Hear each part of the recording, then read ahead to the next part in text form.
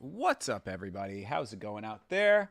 It's your boy Thinker, and since we did not have a video on the channel this week, unfortunately, time got away from me. I was working on one video. I wanted to do a different video.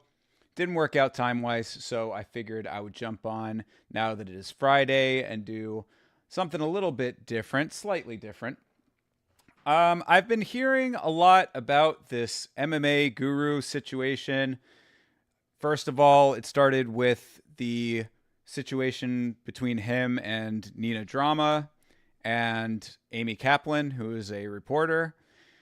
And then it turned into an additional situation with Michael Chandler. I don't watch the MMA Guru like often. I see clips of him here and there.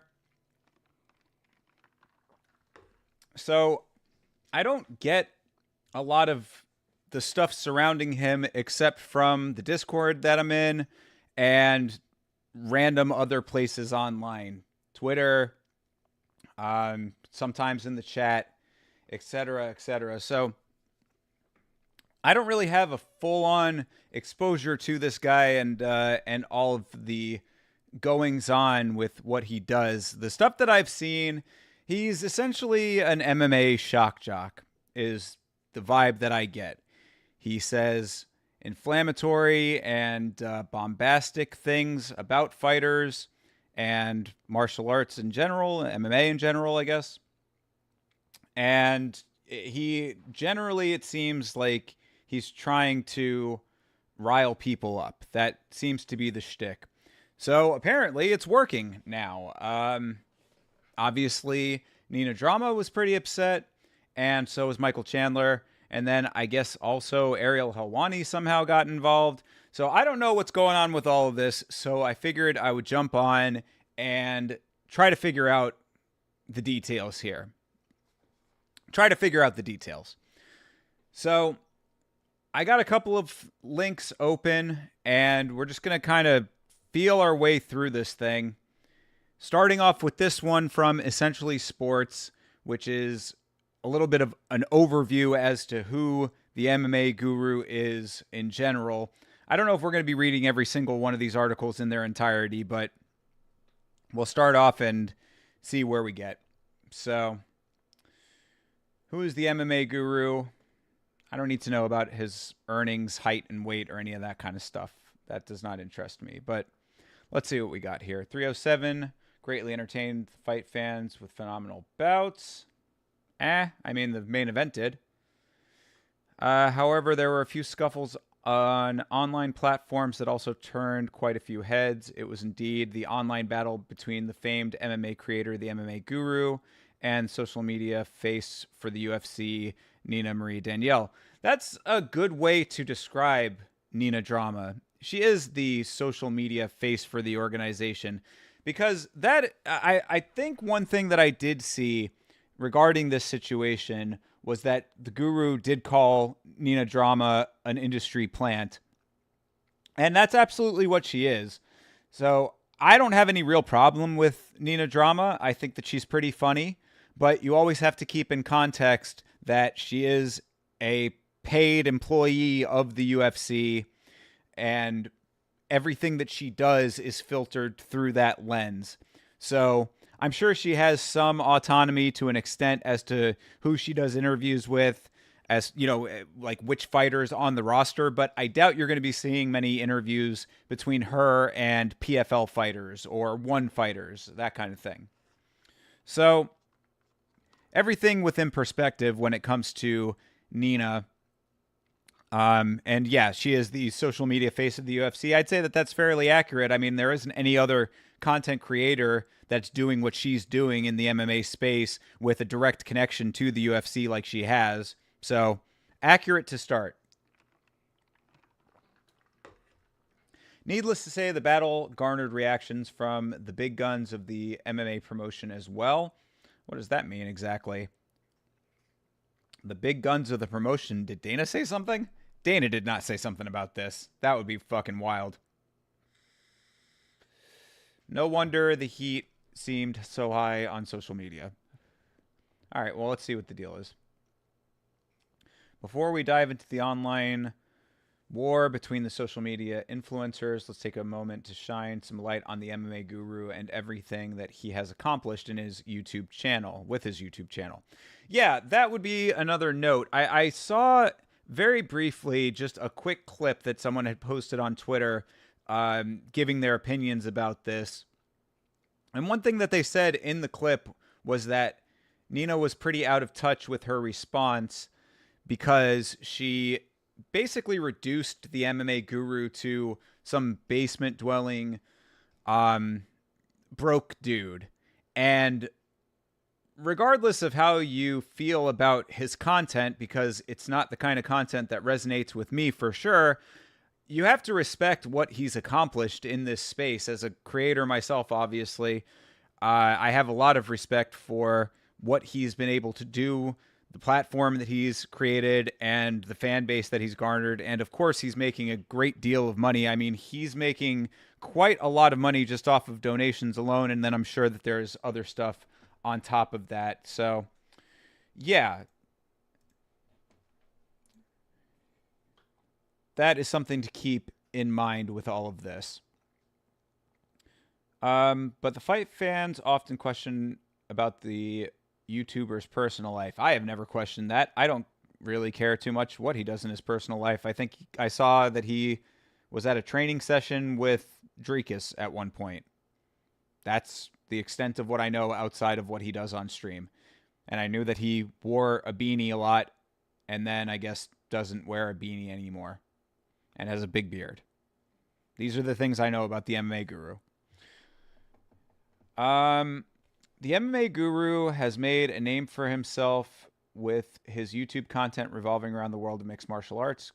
That is true, I would assume. I think that's obvious. Exploring the intricate details of the sport, the YouTuber has a unique reporting style that seldom fails to attract the fight fans. Yeah, because he says outlandish and inflammatory things that get people riled up and is generally entertaining. I mean, for context here, like, I listened to a whole lot of Opie and Anthony back in the day, and they were like an even more extreme version of what Howard Stern sort of started with the shock jock thing on the radio. So, I can understand the appeal of the MMA Guru in that regard. When it comes to the sport, I recognize that these are, when it comes to MMA, the people involved in MMA are a lot more accessible than other sports, and they're also not as, well paid, I guess is one part of it, but they're not as walled off. So covering MMA is a little bit different than like covering other professional sports or covering music artists or movie stars. in the sense that these people are active online. They're generally active with their fans. And when you start hurling insults or going after things that make them unhappy or uncomfortable, there's a good shot that it's actually going to reach them. A lot of MMA fighters and other people involved in the sport are very keenly aware of the online discourse because so much of the sport is discussed online, obviously, and the activity is, you know, you're fighting in the cage for 15 minutes or 25 minutes or whatever. The rest of the sport happens around that, and online is where it all goes down. So a lot of these guys and ladies are, you know, very clued into what's going on. We're all plugged into this MMA matrix, so to speak. And, you know, the shock jock stuff, it's a little bit different than when you're talking about like a movie that you don't like, or a song or an album or something like that. Like, generally a director is not, generally a director is not going to go after a critic over a negative film review. I mean, sometimes it happens. There's that story about Uwe Boll or whatever, the director who did all the terrible video game movies back in the day, boxing a bunch of critics. It's kind of funny, but that's sort of a rare instance. That's not something that would happen very regularly. A lot of the Hollywood system is insulated to Hollywood, so you're not going to have a lot of people going out of their way to make waves like that with critics and the like.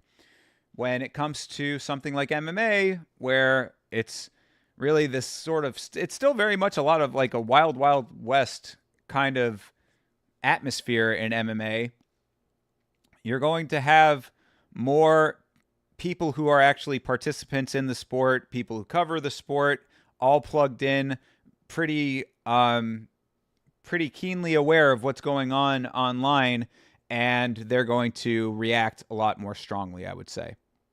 So the Guru ends up bothering a lot of people with this inflammatory stuff because they see all of it. They hear all of it.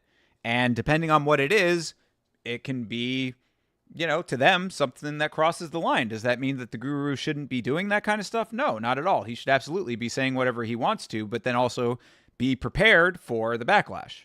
That's where you're at with anything when it comes to this stuff. As we have said, or as I have said on this channel before, you cannot cancel an MMA fighter or anyone in the MMA space, really, but you have to be prepared for the backlash. Rick Allen, what's up, brother?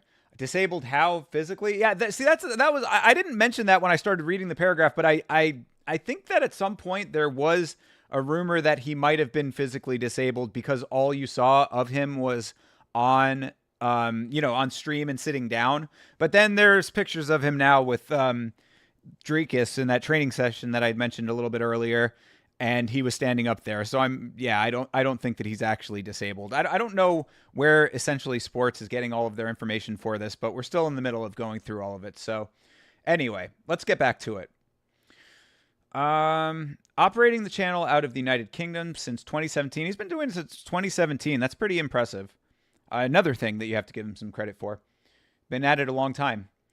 The online content creator has amassed more than 230,000 subscribers on his YouTube channel, which features about 39,000 videos on the platform. Dude, so like, again, I mean, you can feel however you want to feel about the stuff that he says, but you cannot deny the commitment and the work ethic that this guy has.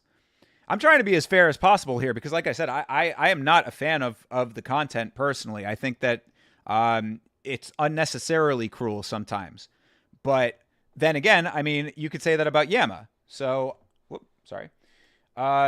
that's something that is a criticism that could be hurled at my own stuff. So I get it. Like, it's just where your proclivities lie, where your barometer for that type of stuff is. But one thing that cannot be disputed is that if the guy has almost 4,000 videos and has been doing it since 2017, I mean, that's coming up only a few years off from a full decade of creating in the MMA space.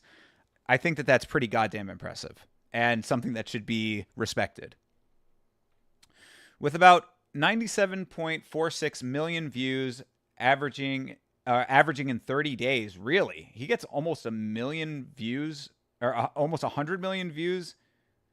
Oh, no, that's his 30-day average. I was going to say he's getting, yeah, no, but 30-day average, 100 million views in 30 days average time. That's insane. That's crazy. And he earns between $5,000 and $15,000 per month. Yeah, that's a Social Blade estimate right there. But it's a good point to say, like, you know, who knows exactly how much he is actually making. And regardless, if he's making any of those numbers, that's, again, impressive stuff, you know? $5,000 a month would be 60 grand, and 15 would be what? Geez, over 100,000 a year. So I'm not great with math, but something like that. So either way, I mean, that's a good amount of money for a good amount of work that he's put in. Fucking 4,000 videos worth of content deserves that type of return, I would say. The MMA Guru is, in fact, one of the few people who look morbidly obese on screen. What the fuck? This article just took a very left turn here. I mean, the MMA Guru is, in fact, one of the few people who look morbidly obese on screen. I mean, he looks heavy. I wouldn't say that he looks morbidly obese. That's a pretty inflammatory thing for this article to say. This might be AI written. However, the reality is completely different when he stood beside Dricus du Plessis. That's what I was talking about earlier.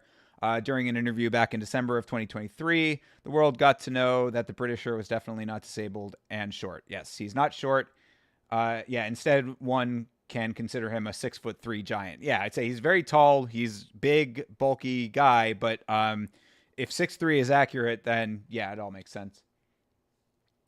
You can't watch him for long either. You find him pretty insufferable overall. Same with Jesse. Yeah, I would put him in the same category as well. Jesse. Jesse's on fire, right? Yeah, I'd put them both in the same category. It's I understand why people enjoy that type of content. It's it's spicy, as the kids might say. You know, it gets people riled up. You're saying mean and prodding things about people often, and sometimes just blatantly untrue things hyperbolically for shock value. It's shock value. It's the shock appeal of it. Again, the shock jock kind of stuff.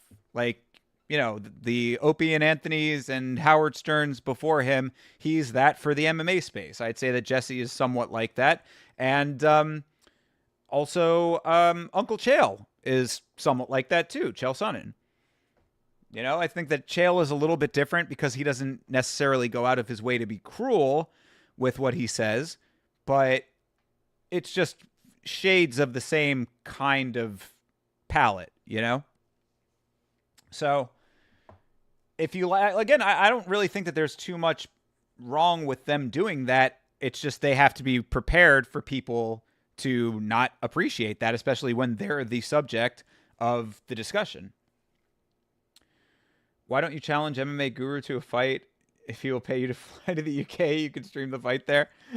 6'3" and a lot of weight on the frame. I don't know if I could, if I'd fare too well in that fight. I don't know what his MMA background is. I don't know if he actually trains at all. TJF, what's up, brother? How are you? Chama, my dude, welcome. In fact, now that we're not doing a watch along on stream for once, I can turn on the old soundboard, and even though I do not have the stream deck, I can still hit the siren for you. There you go. We're back up and running here. Chael is insufferable. No idea why he has to yell so loud every time he's talking. his normal voice is yelling. It's so annoying. Yeah, I mean, I don't mind that aspect of it because you know that I love yelling, so I can't really fault him for that. But again, I do think that he says very outlandish things on purpose. Chael is one of those dudes that he reminds me a little bit of Andrew Dice Clay. If you know the comedian Andrew Dice Clay, Andrew Dice Clay was a guy that has often been said to have created a character for himself and then sort of like became the character over the years. I think Chael is very much that way. Chael is a guy who, you know, the pro wrestling angle like is something that he really wanted to bring to MMA with his trash talking. That's why I think he's one of the best in the world to ever do it. I would personally put him above Conor.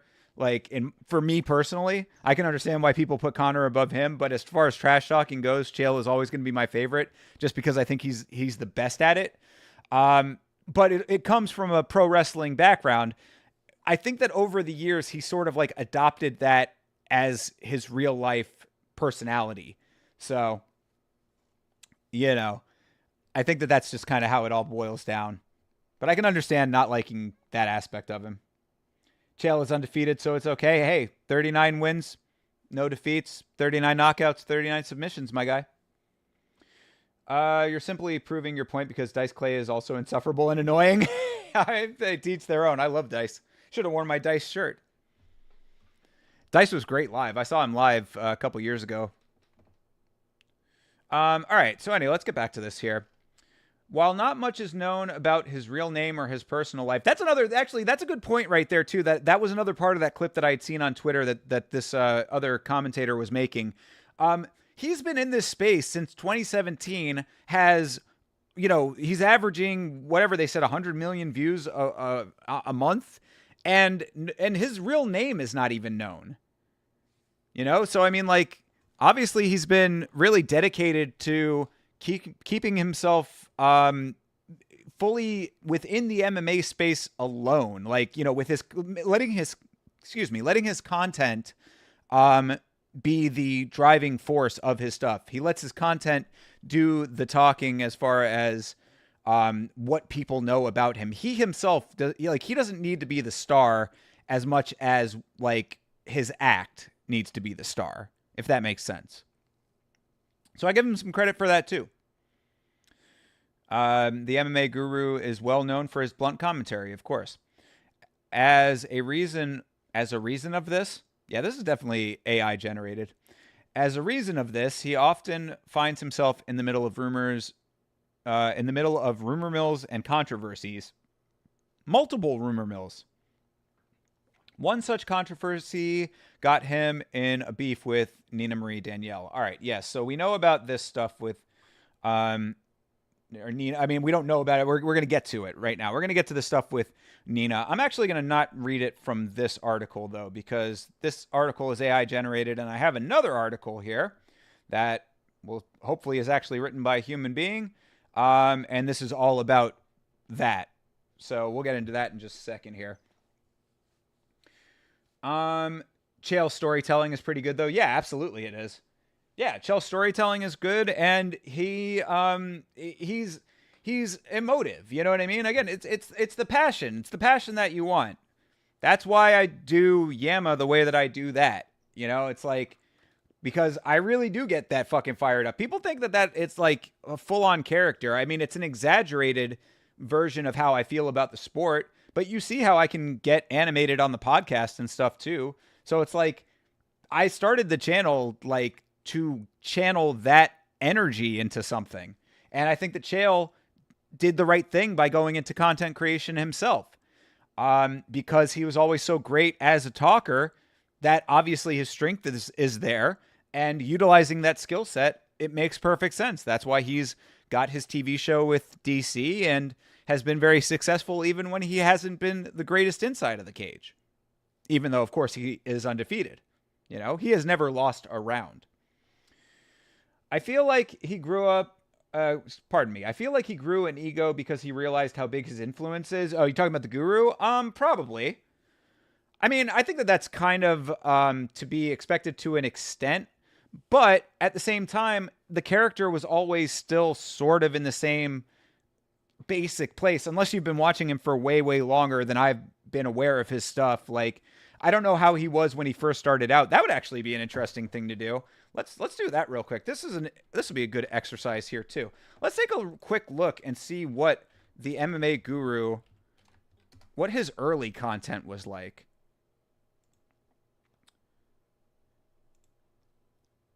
Let's go to his oldest content. Let's see what like his first video looked like. So is this his very first video here? Last minute 2:30 predictions. So if he's only been doing it for 5 years, is that 2017? No. I mean, maybe he was making content like off YouTube before that, but let's see what his very first video looks like here. UFC 230, last minute prediction, boys. Last minute. I like doing these last minute videos because beard was shorter. I've seen everything that's gone on before the fight. You know what I mean? I've seen how they look at the weigh-ins and stuff like that. Like, I love doing these last minute ones. Plus, I'm lazy and I'd never get the videos out until right before the fight happens. But anyway, Mike was DC terrible versus back then. Derek Good Lord. Lewis. So much noise going on. I am a firm believer that Derek Lewis will knock DC out somehow. It's his gift from the gods. If there's one man who can knock out DC, it's fucking Derek Lewis. Great prediction. That one came through. And Derek Lewis is a better Ngannou, so. Bro, sounds like he's in a wind tunnel right now. Turnaround for Derek Lewis is actually really good because he blows up a lot. Also, looks like he's in like a prison. So what is this room that he's in? Time. He looks leaner than ever. He's still cutting to make 200. Or like a summer camp. DC looks round as fuck right now. Okay, so I mean, still, still somewhat the same. DC is in shape. No, let me rephrase. DC is a shape, and that shape is fucking round. There you go. See? So A, you get a laugh out of me from that little joke there, but B, you can see that the content is still somewhat similar. You should get to work on doxing him, bro.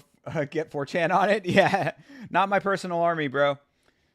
I feel we read that. Maybe stop following tabloid gossip BS if you want to avoid AI generated content. Good point. Yo, Chase, what's going on, brother? How are you? Tuned in while you smoking? Fill you in on you missed the cliff notes?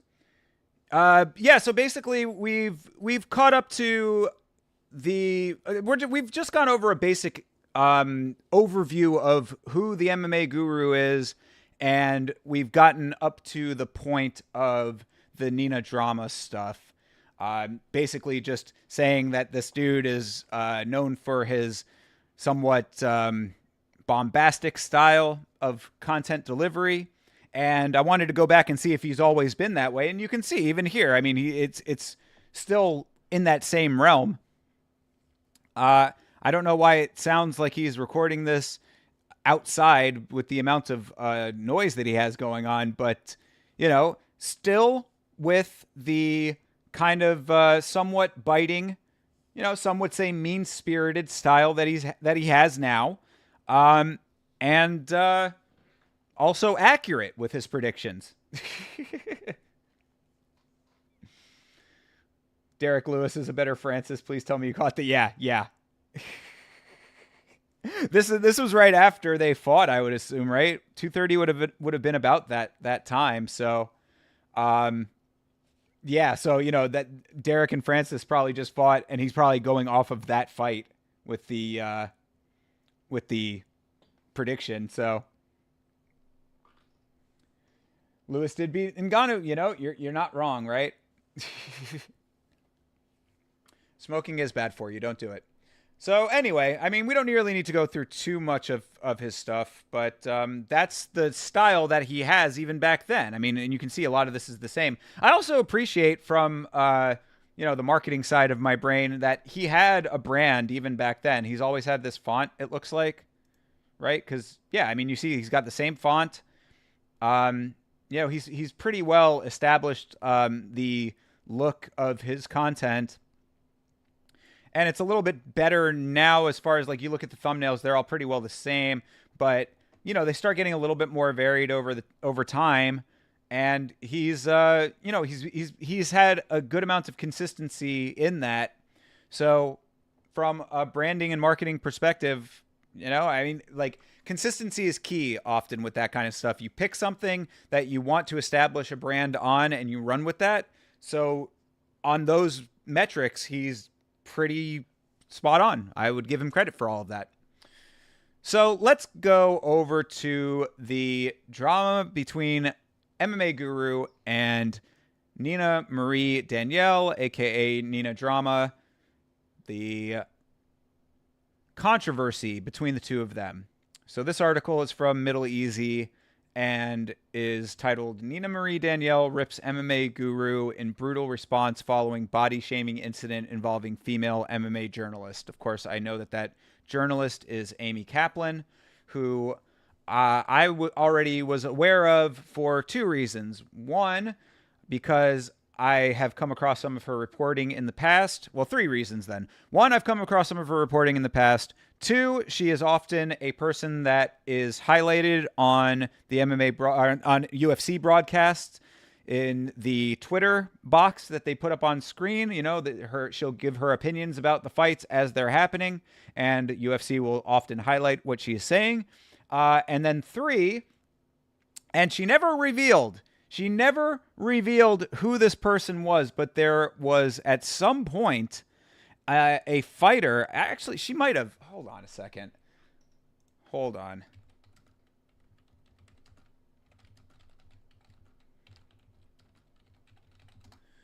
She had said at one point that there was a fighter who slid up in her DMs and was trying to get with her. I don't know, maybe she didn't actually name them, but at some point that was a thing. That's another reason why I knew who she was because at some point in the past, apparently there was a fighter who was trying to tap that. So you can feel however you want to feel about that, but that's my knowledge of Amy Kaplan. Gonna leave it there. John Dong, what's going on, brother? How are you? What is my favorite brand / marketing campaign? Got to be Coca-Cola, the greatest of all time.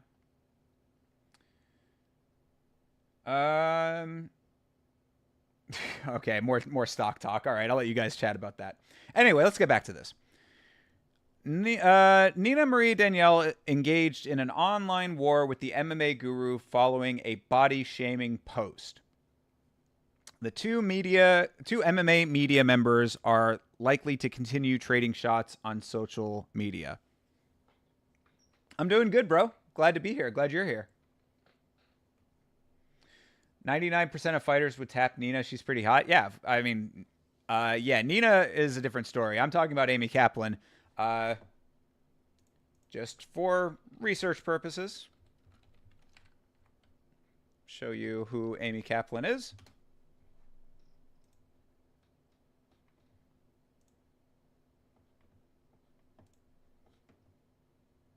Yeah, that's Amy Kaplan. So, again, I present without comment. You can draw your own conclusions.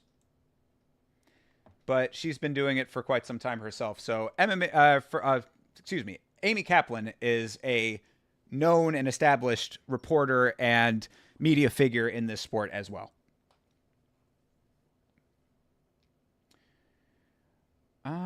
Sure, but Coca-Cola has an absurdly high marketing budget, so it's kind of easy to do big campaigns when you have that kind of budget. Yeah, that's true. But that doesn't mean they don't do it well.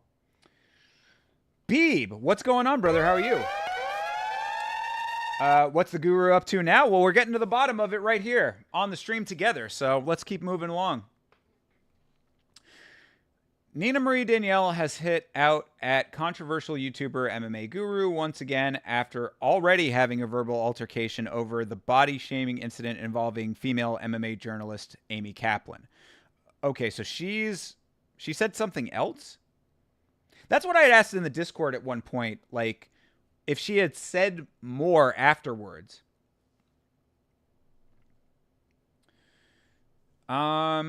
MMA Guru found an online enemy in Nina after he body shamed Amy Kaplan on social media following the UFC 307 presser.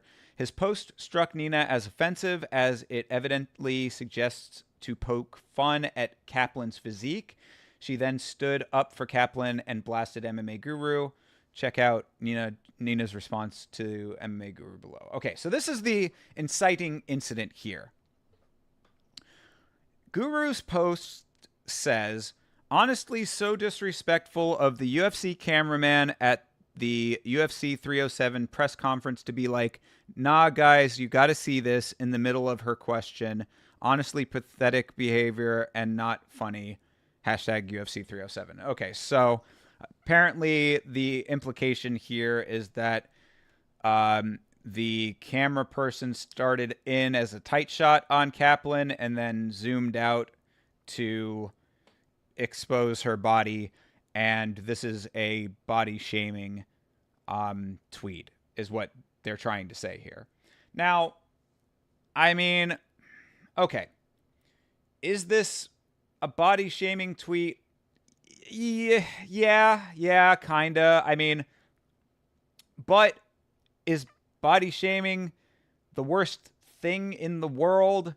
I mean, it's not right, but in what I say about this kind of stuff, and this is my personal opinion about it, of course, but in the grand scheme of things, when you have so much like legitimate negative, negative comments, and the rhetoric online is so toxic in general, I don't see this as being the worst that it could have been. I mean, he didn't go out here and be like, oh my God, look at this fat bitch, or some over the top shit like that. At least he's trying to spin it into a joke. It's definitely on brand for the Guru. It's his style of stuff. Is it mean? Yeah, it's a little bit mean. I could say I could see why you would think it's a little bit mean. It's not the meanest that I've ever seen. Like, I look, women take these kinds of things a lot harsher than men do, I think. So anytime that you're involving a woman in this kind of stuff, like this type of humor, it's probably going to hit a lot different than it would with a man. Like if he had made the same joke about that other MMA reporter, that the heavyset man, like that dude that Sean Strickland was going at, I forget his name off the top of my head, but you'd know him if you saw him. He's John Morgan. Thank you, Toby. Yeah, John Morgan. If this has been said about John Morgan, I don't think any of this would have happened. You know what I mean? So, is it wrong? Is it mean? Look, okay, those are two different things. Is it mean? Yes. Is it wrong?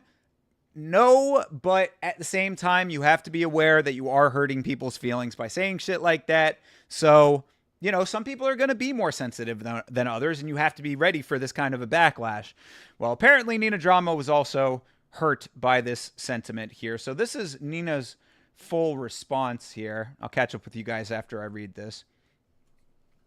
So in response to the MMA Guru, this is what Nina has to say.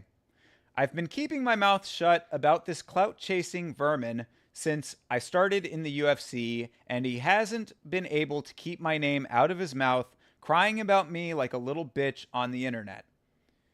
But for Amy, I had to speak up. I may not be everybody's cup of tea. I might be cringe and annoying, and I don't shy away from using my assets for views. They're a great set, and I will use every tool at my disposal without actually desecrating myself for success in my career. But that doesn't make me an indecent human, which is what you like to allude to as of late. This is what makes you so indecent and despicable. So much so that I had to say something. This is the reason why you will never make it out of that stale basement, doing internet interview calls for the rest of your life, prostituting yourself for donations that don't even cover a premium Zoom account. There's a reason why you don't... Wait, start that one again. There's a reason why you had to take on the role of the heel on the backside of the MMA media industry, and it's because you're a rude, vile, ignorant, dusty, pathetic troll that causes more problems than you're worth. Trust me, everyone at the UFC knows who you are because of all the rumors and lies you've spread for clicks and views. You owe Amy Kaplan an apology, and while you're at it, apologize to yourself for turning out less than human, an excrement stain on society, and now the reason another person is going to sleep feeling devalued and violated. I would love for you guys to check out Amy's work. She's a fantastic journalist and a valuable contribution to MMA. All right, so a lot to unpack there. We're going to go through that in just a second. Let me catch up with you guys in the chat real quick. All right, so let's see here. Freedom of speech? Yeah, absolutely freedom of speech, for sure.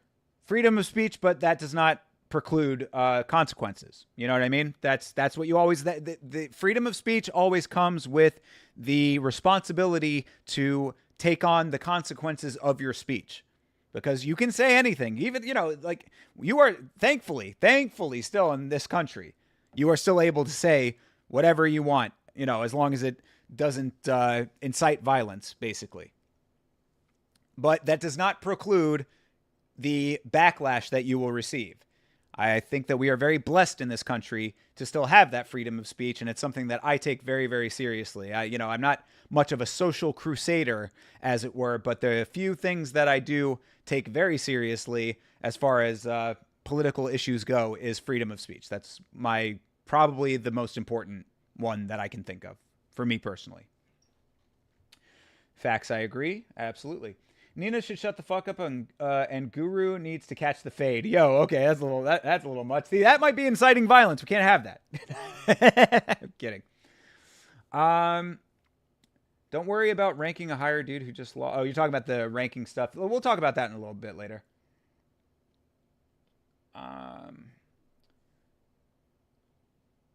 Allowing act. Wait, what's the first issue? Okay, they're talking about the ranking stuff. Yeah, I want to talk about the ranking thing too. Actually, I was thinking about possibly doing a video on that as well, but again, time got away from me. I was working on one video that didn't really work out the way I was hoping for, and then it ended up being Friday by the time I was like changing gears. So that's why we're here now. But y'all keep getting your conversation on about that.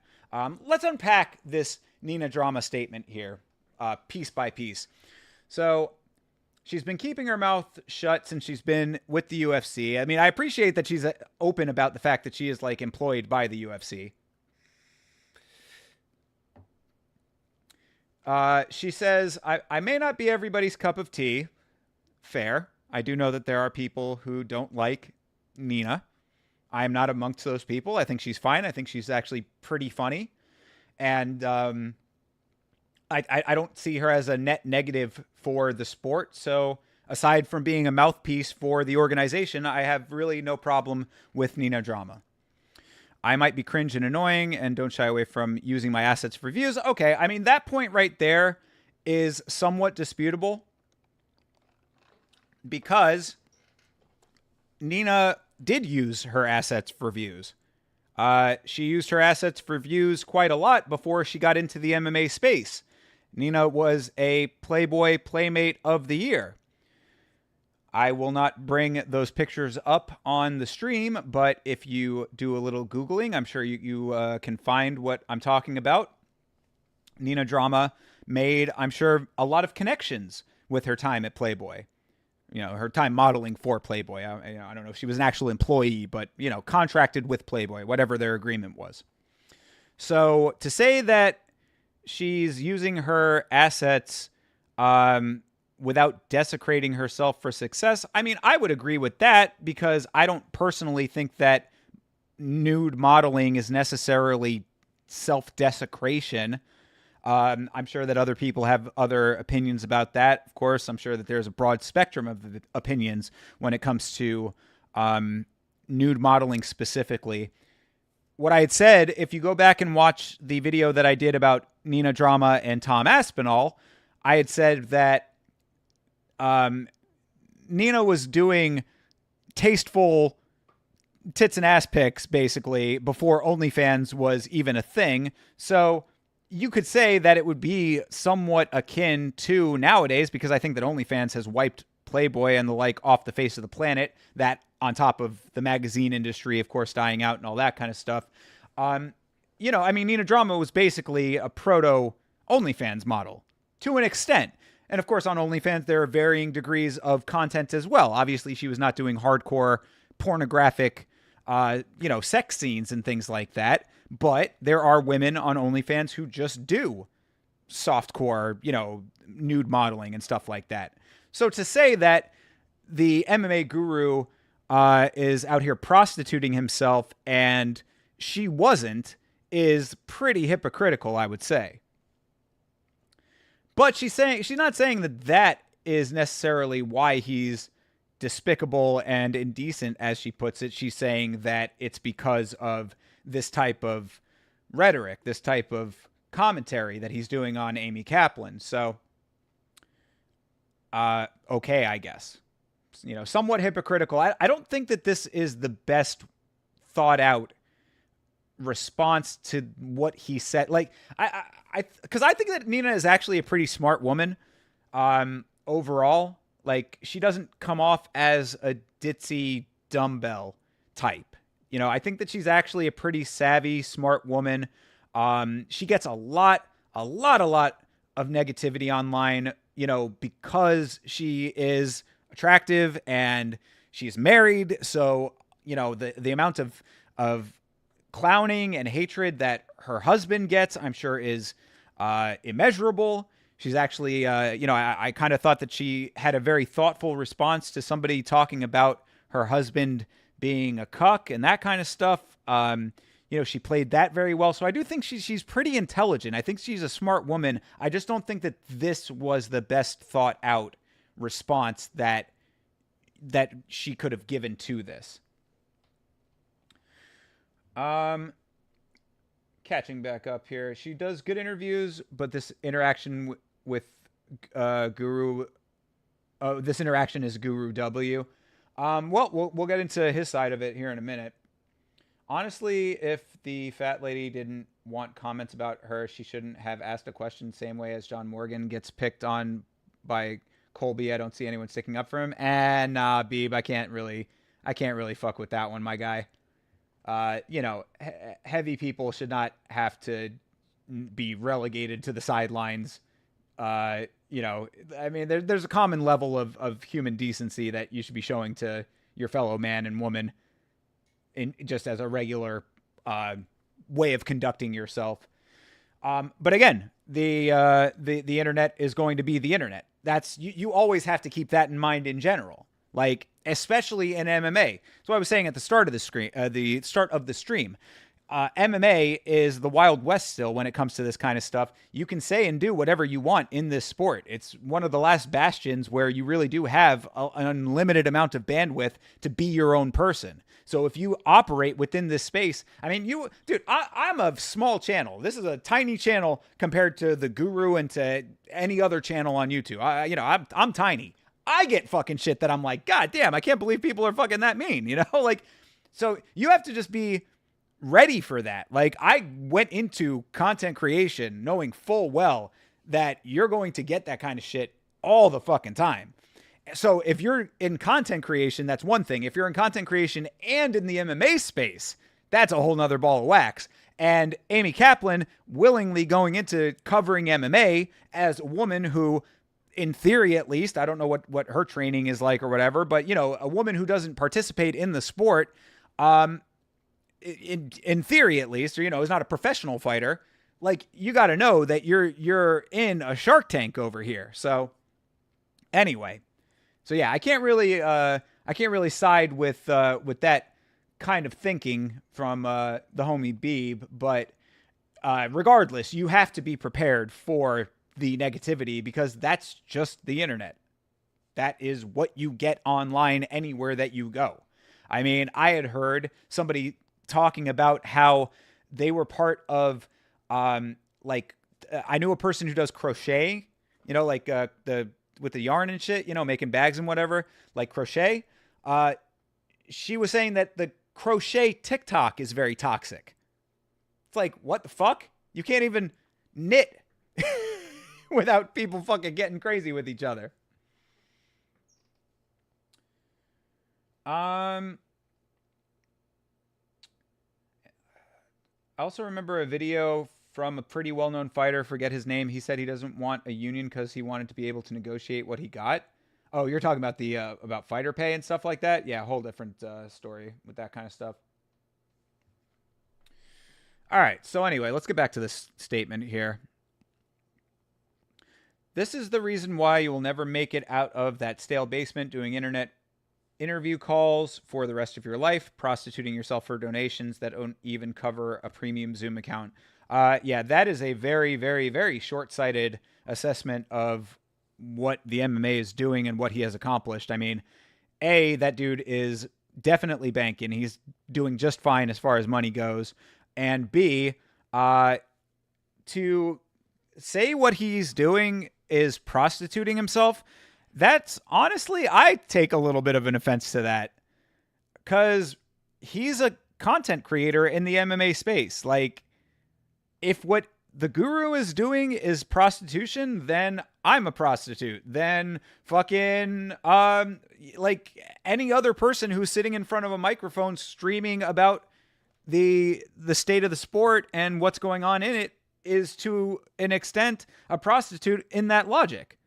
So yeah, I don't think that that's right at all. I mean, I think that that's actually a really reductive view of what he's accomplished. Again, based on that article that we read, the Essentially Sports article, this dude has made over 3,900 videos, close to 4,000 videos the Guru has put out. That's insane. That is an insane amount of content. That's an insane body of work. So for her to reduce all of what he's done and accomplished in his career to being a prostitute in, you know, a stale basement is very minimizing and not a great look, because not everybody has a nice body and a pair of tits and, you know, a round ass to show off in Playboy in order to hopscotch themselves into a job at the UFC. Again, I don't necessarily even think about, like, I don't put Nina in that box. But if she's coming at content creators that way, then that's the response. That would have been the response if I was the Guru. Like, you know, yeah, I'm sorry that my tits aren't perky enough. You know what I mean? All right. So, trust me. Wait, hold on. Let's go backtrack a little bit here. There's a reason why you had to take on the role of heel on the backside of the MMA media industry, and it's because you're rude, vile, ignorant, dusty, pathetic troll that causes more problems than you're worth. I don't necessarily agree with that. I think that he took on the role of a heel because he knows that it's what certain people want to hear. People like drama. Her name is Nina Drama. You know what I'm saying? Like, I mean, like, people enjoy inflammatory statements. It's entertaining. You know, the status quo is boring. Polite society is boring.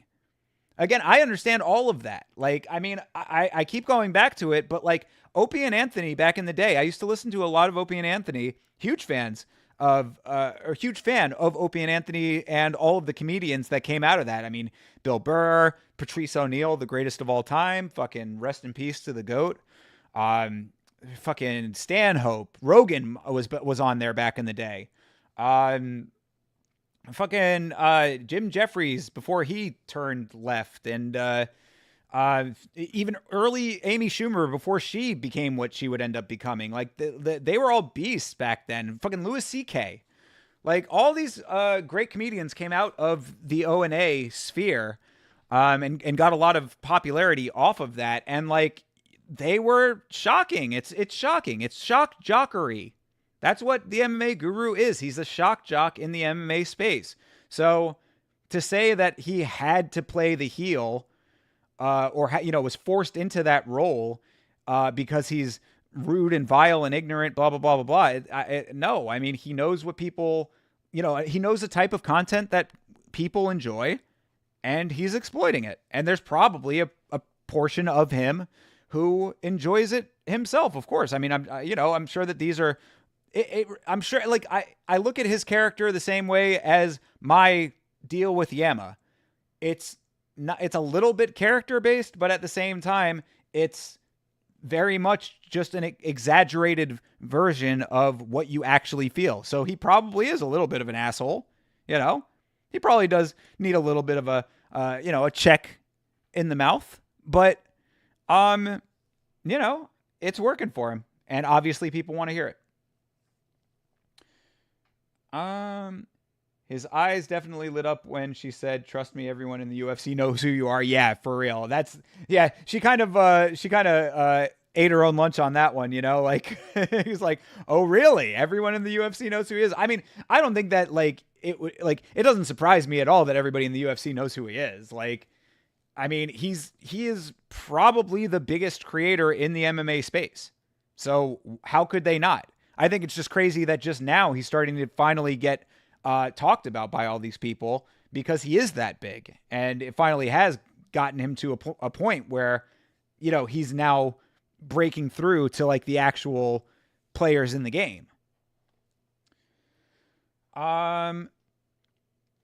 Yeah, trust me, everyone at the UFC knows who you are because of all the rumors and lies you've spread for clicks and views. Rumors and lies you've spread for clicks and views. I mean, yeah, I guess that there is some merit to criticizing that, because if you are blatantly going out and just saying false things for clicks, which, if he on his platform is going out there and just saying blatantly false things that he knows are false, then there is some merit to that being criticizable. I mean, you can say things that are opinion-based and inflammatory, but, like, if you're going out there and, like, saying, fucking, I don't know, such and such fighter is having an affair on his wife, cheating on his wife, like, that's kind of wrong. You know what I mean? Like, you have no basis for that whatsoever. You're just kind of saying that just to say it.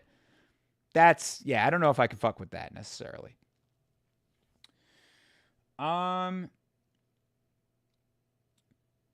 It's also British humor to be over the top and roast people. Nah, maybe. I mean, maybe to a little bit of an extent, but I think that the if that used to be the case, maybe the British sensibilities have certainly been tampered over the years, considering that you guys will throw people in jail for making jokes now. In fact, the Guru should probably watch his ass when it comes to that kind of stuff. If he says the wrong thing, I know that there have been people in the UK who have literally been jailed for jokes. Creative Player says, me personally, I do because I like fighters individually. I don't care each fighter. You're talking about the 309 card? Yeah. I think 309 is probably pretty decent. I mean, I don't think they've announced everything for it, right? So we still got some ways to go. Stipe is from Ohio. He's from Euclid, Ohio.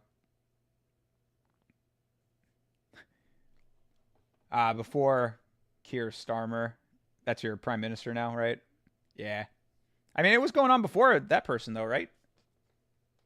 It had already started before then. Anyway.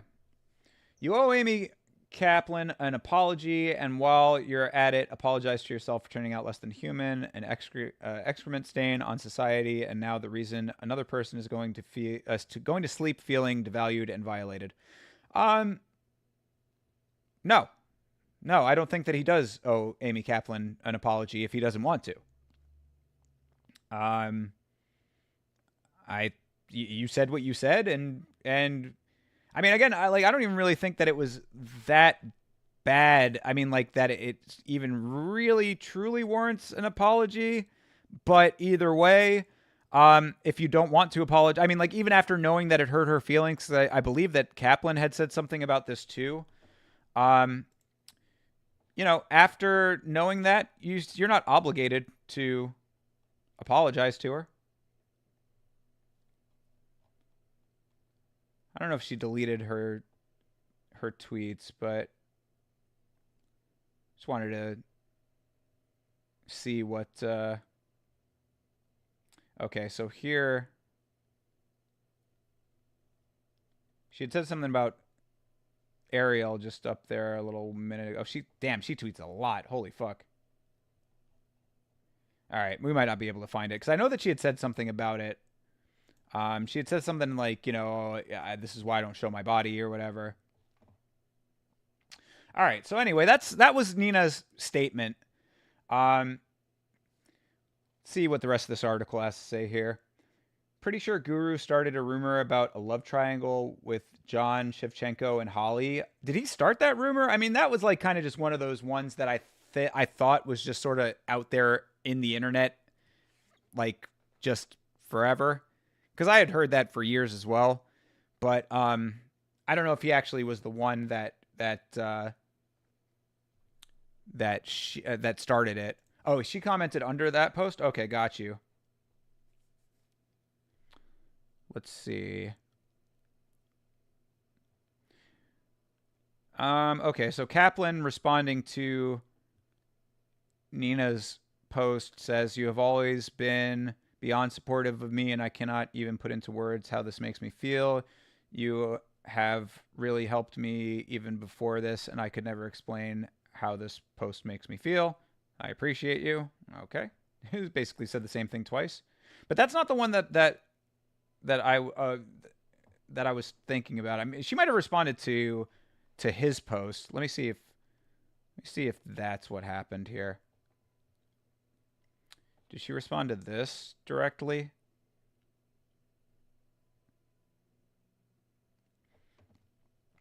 Well, a lot of negative comments on this post, by the way, so at least people are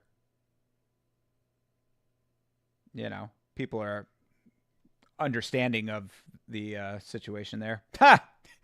Little AI guru. And yeah, I mean, I guess that's also kind of a point too, is that since he is a bigger guy, it's like, maybe we're allowed to say that kind of thing. I don't know. I don't know. Maybe not. Strike that from the record. I didn't say that. Yeah, it doesn't look like it. If she did, I'm not finding it. Maybe I passed it.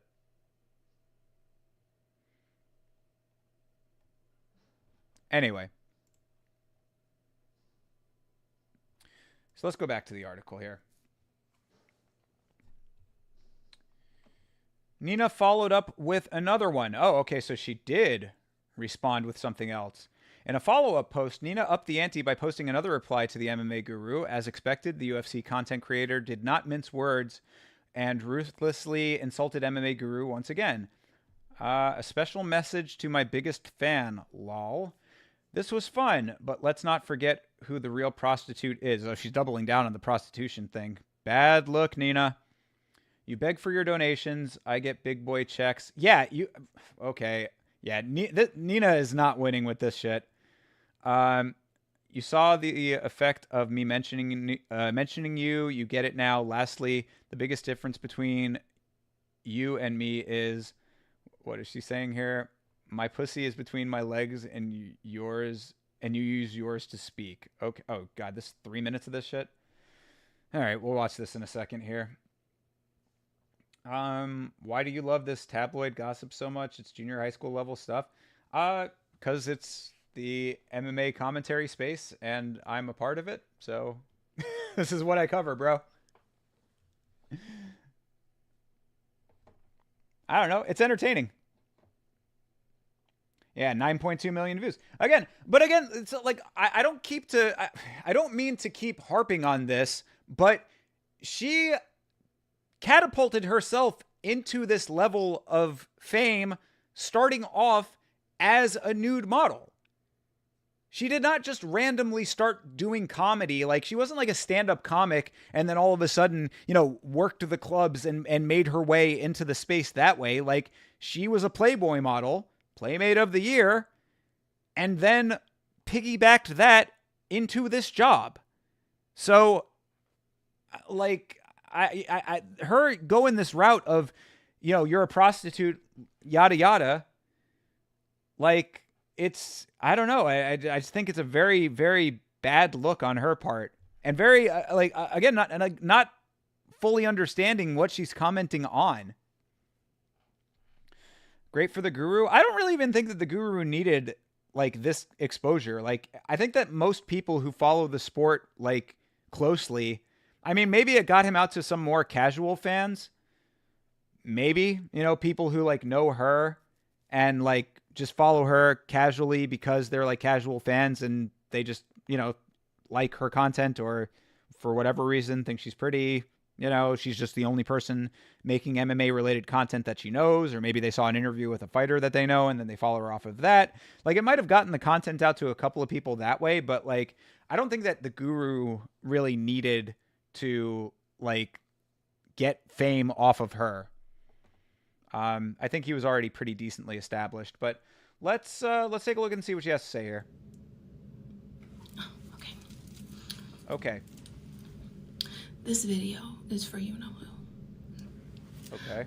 Baby, I didn't call you evil. I called you vile. Oh, I think she's responding to his video. His video is 40 minutes long, y'all. I don't know if I'm going to be sitting here for 40 minutes watching the entire video that he made about her. If there was like a Cliff Notes version of that video, like link it in the chat, but I'm not going to start getting into a 40-minute video watching what he had to say about her. So apparently, I guess he said that she called him evil. And an excrement stain on society. Why is she whispering like this is an ASMR Because that's video? who you are. And all of the negative comments and all of that I'm getting on my page right now, thank you, because it only drives engagement to my page, but you know how that works. Oh, so now she's playing the same game. So there you go. The negative engagement is going both ways.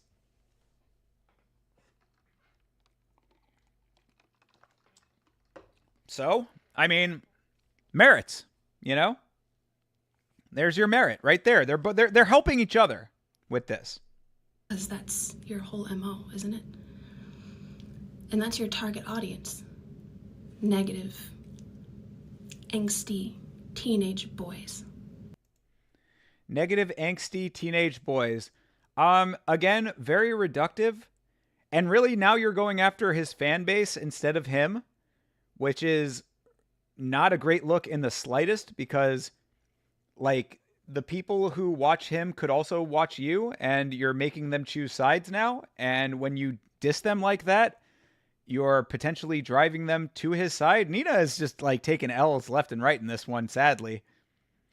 Oh, you can sum up his video for me? Okay.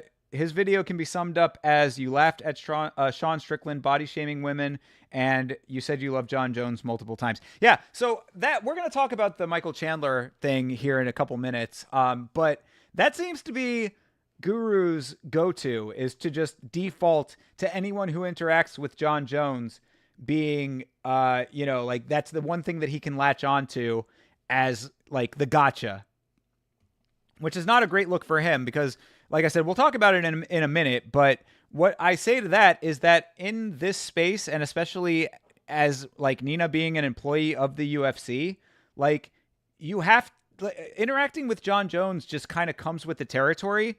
It's a lot more of a problem for you in your capacity in the sport to say, no, I do not want to interact with John Jones, than to just go along with it, even if you don't like him as a person.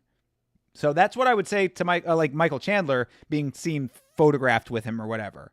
Like, you know, you take a picture with somebody, it doesn't mean that you're endorsing everything that they do and what they stand for and all that kind of stuff. Like, I personally would take a hard stance on that. Like, I would never interact with John Jones ever, but I can't be too mad at, especially fighters. Like, when it comes to Michael Chandler, definitely not, because he has his own brand to worry about. He does more political damage to himself by being being hostile to John Jones than he does by just going along with John Jones. She made a few posts calling John a good person, and I think that was the issue. Oh, okay, that's a little bit of a different story then. That's a little bit different then. If she's calling John Jones a good person, I'll give him that. I'll give him that. All right, let's see the rest. 14, 15-year-olds, that's who's coming to your defense right now. 13, 14, 15-year-olds are the ones coming to his defense. Again, Nina, do you know how wide his audience is? It can't all be 13, 14, 15-year-old boys. Like, again, you know, if I started watching him, does that just automatically put me in that category? Like, you know, you're going to just reduce me? I mean, again, like, this is the thing. Like, you're now This reminds me. So I don't think a lot of people are going to get this reference, right? But back in the day, I come from battle rap. You know, I used to be active in the battle rap community. Back in the day, there was a huge battle that went down between a guy named Disaster and the rapper Cannabis. Cannabis had been known primarily as a recording artist, not really in the battle rap modern era version of it, at least.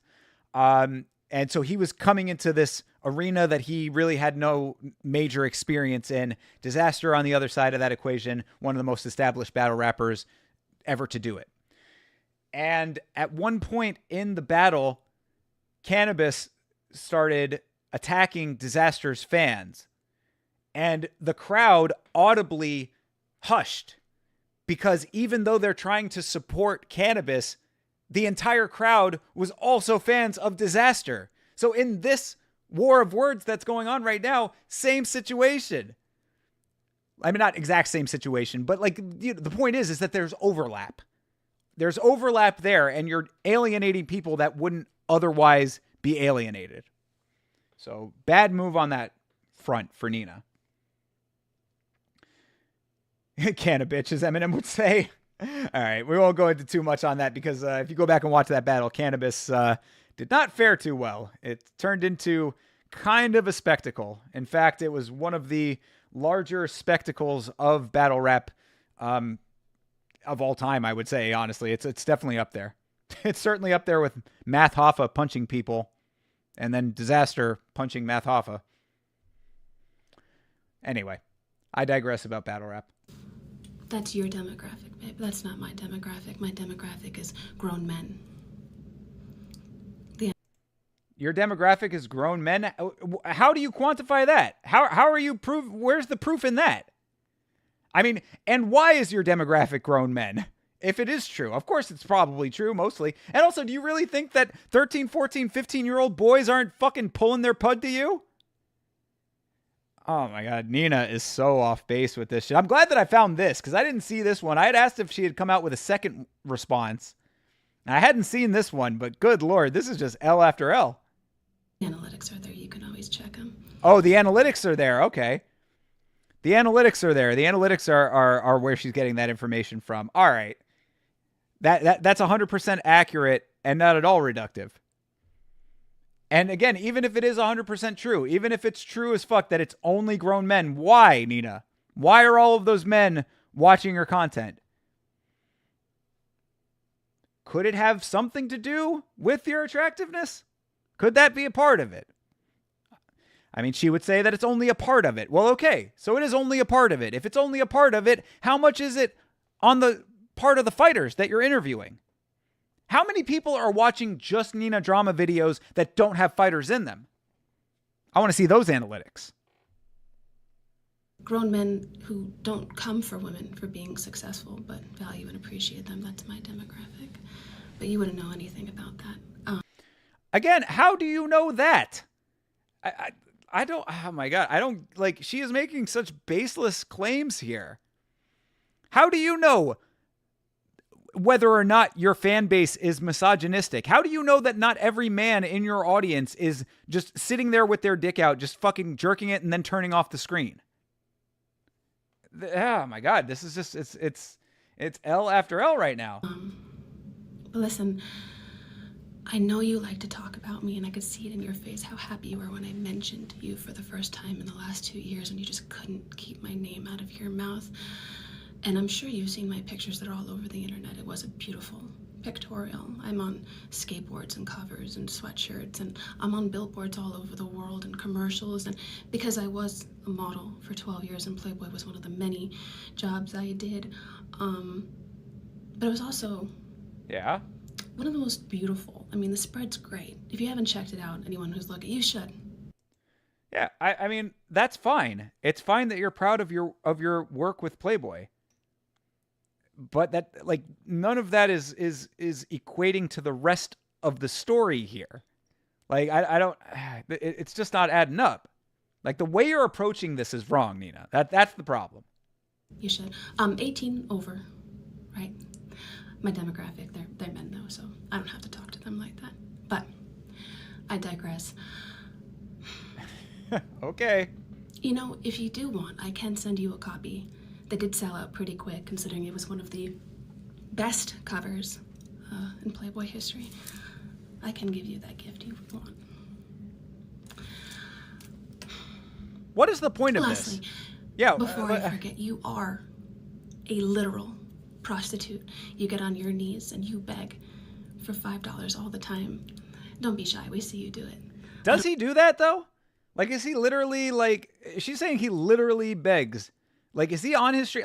You tell me, because I mean, like, I don't watch his stuff, so like, I mean, is he like in his streams saying like, "Hey guys, please donate"? Like, no, I don't think so, right? I mean, they just give. Vitz King, what's up? She's so hot only because of Playboy. I mean, not only. I get that's reductive. She's not only hot because of Playboy. She's an attractive woman and she's talented, but she's just trying to make this thing into this like, who's the bigger prostitute out of the two of us? And it's like, I mean, this is just a bad. It's a bad framing of the argument that's going on here. And also, I really don't think that, like, it doesn't do anything to further what her initial point was. It doesn't do anything to bite at, like, what he actually had did to incite this whole debate in the first place. Watch one Guru stream and you'll realize it's the opposite. He asks people to stop donating. Yeah, I'm sure. I mean, like, he doesn't have to beg for donations. His chat is ridiculously active. His streams are getting hundreds of concurrent viewers. Like, there's no way that he has to sit there begging people to donate. I don't buy it in the slightest. So again, this is just a terrible framing of what she's trying to get across here. I mean, like, all of this is just really negative, painting her negatively. All of this is really painting her in a negative light, the way that she's approaching this whole thing. I don't have to beg. I'm also a playmate, yes, but I've never gotten on my knees or spread my legs for anyone, and I know that's a huge shocker to you, and I think that's what you hate the most, is that I have all of this success, and I've done it through actual hard work, and let's not forget, I have some great assets too, and I do use those, and I don't shy away from it, and I don't ever deny it either. But I would like to. So you just basically like negated your whole point. Like, I mean, look, you're saying it's all the hard work. Yeah, I'm not trying to say that she's not a hard worker. She is a grinder for sure. Like, she's out there, you know, doing videos. She's working hard, but she's employed by the UFC, so that makes it a lot easier. Look, I don't want to make this about me at all, because none of this is about me, of course. But you want to talk about grinding? How long did you have to do it for free, Nina? How long did you have to do it for free? Because this is grinding right here. Been doing this channel for almost 2 years now, to a very, very small audience. I'm so grateful for the audience that I have. Every one of you guys that's in the chat, everybody who watches the video, every like that I get, every comment, even the negative ones, I am grateful for. How long were you in that position? I have not seen a dime aside from donations. Shout out to the people who have donated. I appreciate all y'all too. But I mean, we're talking pennies compared to what she's probably making off of all of her various things. How long did you have to do all of that without a single cent coming in? Because I was doing it for over a year before any of the little money that I got came in. Anyway. Say that maybe using my assets is a more positive way to market myself than being a human piece of shit. Being negative. Trolling people for no reason who... Oh my goodness, I got cut off. I didn't even realize how long this video was. It was only 3 minutes. Imagine yours was 40. You must have so much time. I don't, because I have a real job. You have the same job. You're a content creator. He's a content creator. Don't get it twisted. And also, I could say that there is some merit to what she just said there, that, you know, like, she does it in a more positive way. because she's not being an asshole like with her content. But again, value in both. Like, she should have left it at the initial response to all of this. Anyway, oh gosh, what was I saying? I guess you'll just see me around. But this will be the last time I ever say your name. And I hope you enjoy all of the engagement and the Nina drama effect that I seem to have. It seems to be the most anyone's ever mentioned you, ever. Enjoy it, 'cause it'll be... That's rich. That's the most that he's ever been mentioned was from her. Yeah, okay. I mean, I'm sure that it's a lot more, but he was already known. Guaranteed. Guaranteed. He did not need the Nina drama effect to still have been just fine. He would already have been just fine. Man, yeah, this video is an L.5 for Miss Drama over here. All you got from this is that she wanted to send him a signed Playboy calendar. Lol. All right, so that was Nina's secondary response.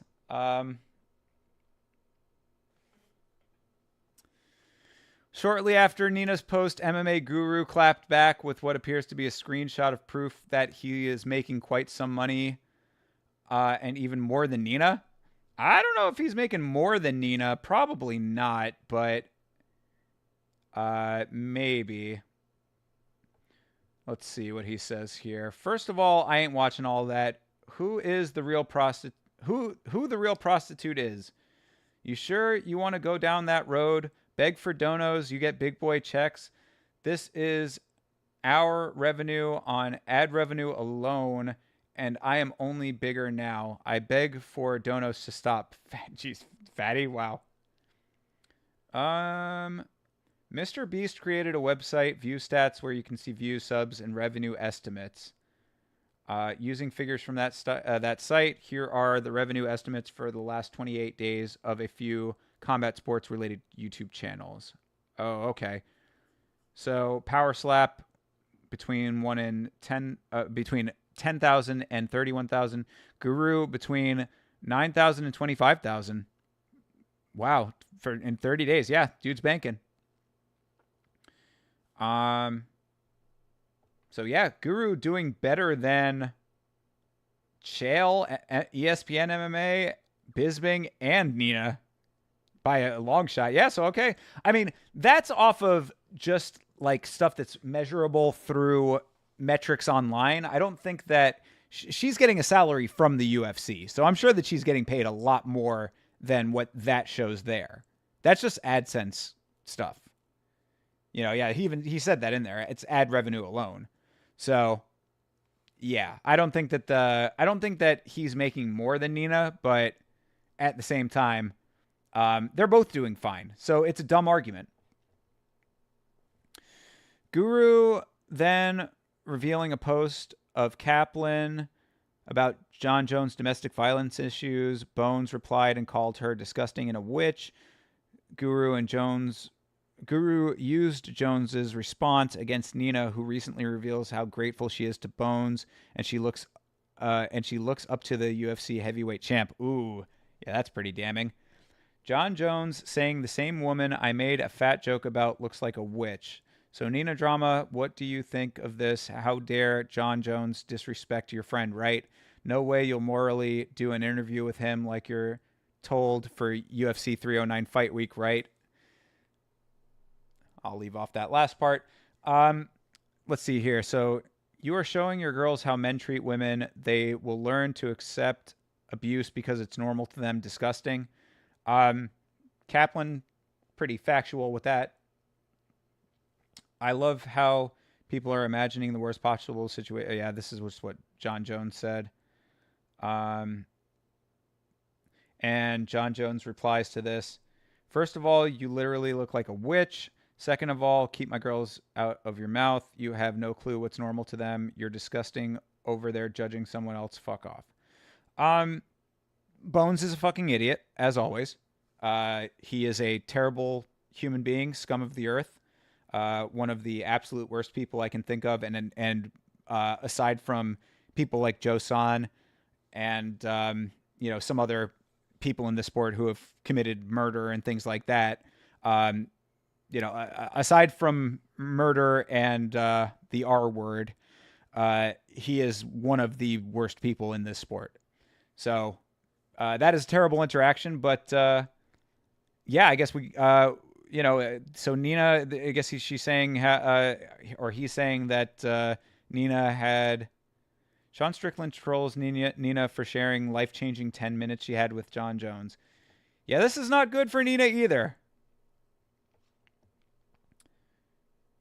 Known for her candid interviews with UFC stars like Sean Strickland, Jon Jones, and Hamzat.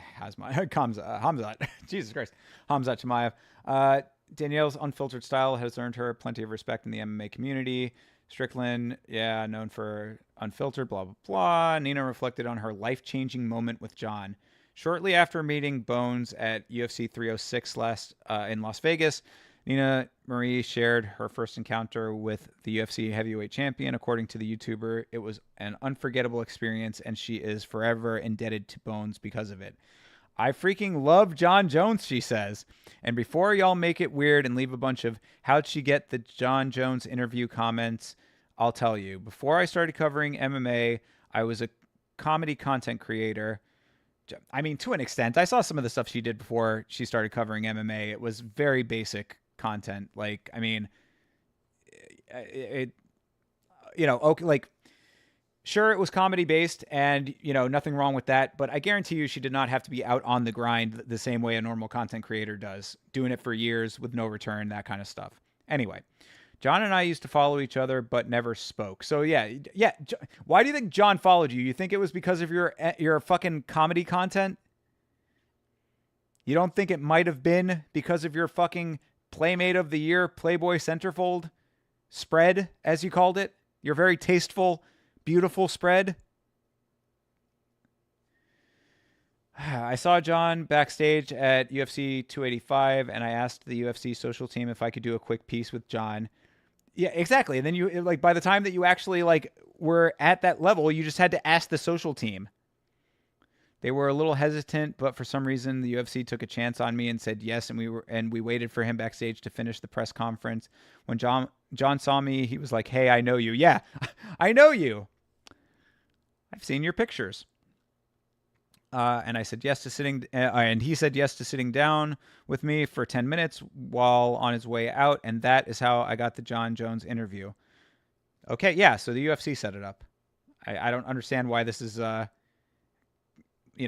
people making it weird. Oh, like you had to sleep with him for it? No, I mean, sure, some people are going to say stuff like that because some people just automatically go to shit like that because they're weirdo, incel types or whatever. But I mean, any rational person probably just thought, yeah, the UFC set it up for you. You have no idea how grateful I am for Johnny Bones.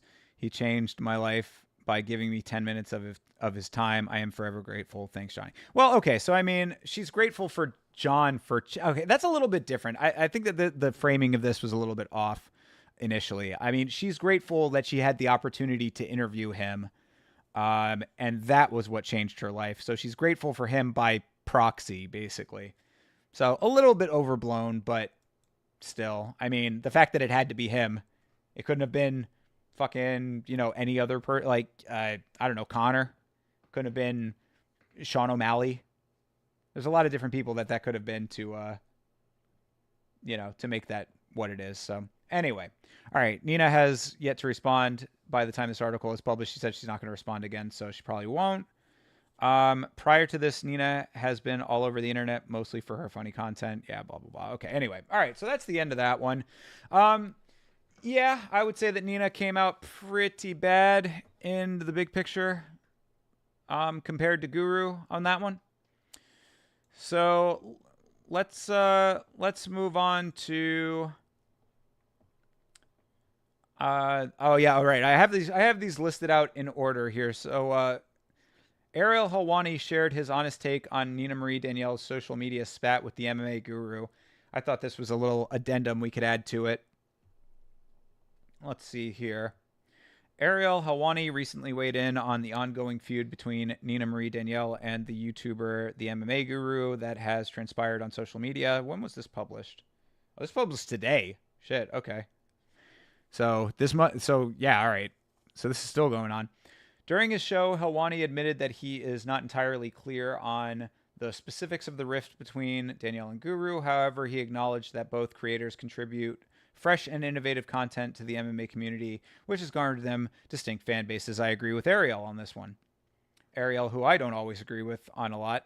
I think he's kind of annoying with his content sometimes too. But yet another person in this space that I have a lot of respect for. I also think it's a little bit weak that he likes to cover WWE and pro wrestling as well as MMA. I really don't like when those two things are mixed. But let's see. The veteran combat sports journalist emphasized that if Danielle and Guru could resolve their differences and find some common ground, it would create a much more positive environment for the reporting fraternity. The reporting fraternity? I don't know what he means by that. Nina is a woman. Women are not in fraternities. They are in sororities. I think that it's more like the reporting community. But no, I don't think that they need to resolve their issues if they don't want to. Like, why? Okay, so let's see what he actually said. I think that Nina Drama provides a great service to the MMA community. A great service to the MMA community? I mean, she provides entertaining content. I guess that the entertainment is a service to an extent. Not everyone has to do interviews as I do. On the flip side of things, you have my good friend MMA Guru. Good friend MMA Guru. I didn't know that they knew each other. That's an interesting development. Unless he's just saying that as like a turn of phrase, you know, like, oh, my good friend MMA Guru. But that's what he called him. He provides a service and a voice to the fans as well, and everyone is able to pick and choose what they want. Yeah, that's true. That is true.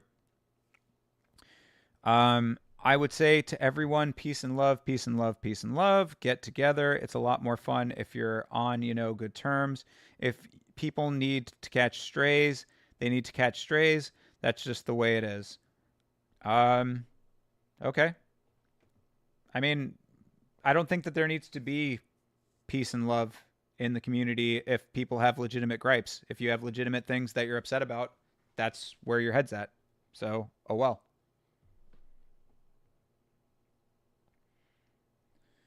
All right, we already went over the conflict.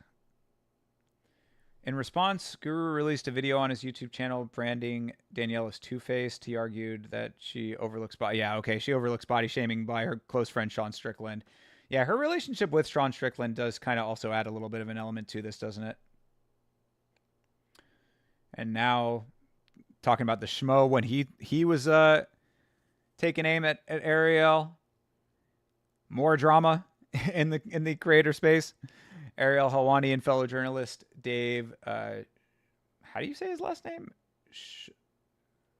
Schmulenson? Schmulenson. Oh, so that's where the schmo comes from, I guess. Dave Schmulenson. It's quite a name. Famously known as the Schmo, shared one of the most notable rivalries within the MMA community, with both personalities exchanging heated words at various times. The Schmo is interesting to me, man, like, as a creator, because, like, he's very tame, but all his character is just sort of weird. Like, that's the character. It's like, he's almost like Nardwuar, if you know music at all. So, I don't really have anything against the Schmo either. I think the Schmo is cool. But his interviews are a little bit boring because they're just normal interviews with a guy doing a weird voice. Anyway, in April 2023, Schmulenson took to X to accuse Helwani of lying and providing him with a fake email address when he sought advice. So he didn't want to talk to you, bro. I mean, if he don't fuck with you, don't fuck with you. I now understand why Ariel's nose is so damn big. He's giving Pinocchio a run for his money. I mean, I'm glad he didn't go anti-Semitic there, because that could have could have easily took a turn. He's giving Pinocchio a run for his money. All he does is lie. You first met me in August 2018 at UFC 227 prior to the press conference in Los Angeles. That's when I approached you and you gave me a fake email address. You did approach me in Cleveland during Jake Paul Woodley to ask if the beef was over. All I said was yes. I mean, that's a little bit weird if Ariel did that. If he like gave him a false email address and then was like, "Hey, we cool?" Don't add the extra baloney since we both know you're scared for charity grappling, charity basketball, or anything athletic for. Oh yeah, I think that was the whole thing, is that he had challenged him to a charity basketball thing or something. All right, whatever. We're getting away from the point here. Anyway, so that was Ariel's take on everything. I don't know why that was even article worthy, but let's move on from the Nina stuff to the Michael Chandler stuff. So Nina drama got a little bit hot with the Guru, and then apparently the Guru also has an issue now with Michael Chandler. So Michael Chandler disgusted after hateful influencer MMA Guru's impression of Iron Mike's children goes viral. Leave our kids alone. Ooh. Is that what the Guru did? He made fun of his kids? I mean, bro, you really don't need to add to that fucking fire, brother. That fire is burning so fucking hot as is all the time online. All the time. I mean, all the time. I see shit about Michael Chandler's kids. And it's vile. It is, you talk about vile shit. I mean, this dude, you know, he's Michael Chandler, you know, I call him good guy Michael Chandler all the time. He's, you know, he tries to be out here inspiring people, and, you know, he did a very selfless thing by adopting children. And the amount of hatred he gets for his family is frankly disgusting. I mean, you know, there are some lines that I draw when it comes to, you know, what I think should, you know, is in good taste. I mean, my moral compass when it comes to jokes is pretty wide. I think you can joke about anything. I mean, even joking about his kids is not like off limits, but you want to talk about good and bad taste. It's very tacky and really disgusting stuff. I mean, the shit that I have seen online is pretty bad. But let's see here. Michael Chandler has indicated on his social media that he takes issue with MMA Guru's impersonation of Michael Chandler's children. Guru is a polarizing content creator who has found himself in a few online rivalries based on his bombastic and antagonistic personality. Antagonistic would be a good way to put it. So he did an impression of Chandler's children, apparently. You finally watched the video. He did an impression of his kids, but with an African-American accent. Well, see, that's the thing, though, is that there really isn't like an African-American accent. There's just people being stereotypical. You know what I mean? Like, you're talking about like a hood accent, I think is what, based on the context I'm getting here.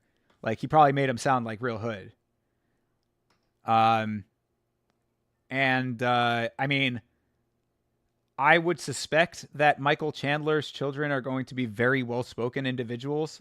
Like, because, you know, like, you're saying an African-American accent, like, Colin Powell did not have a hood accent. You know what I'm saying?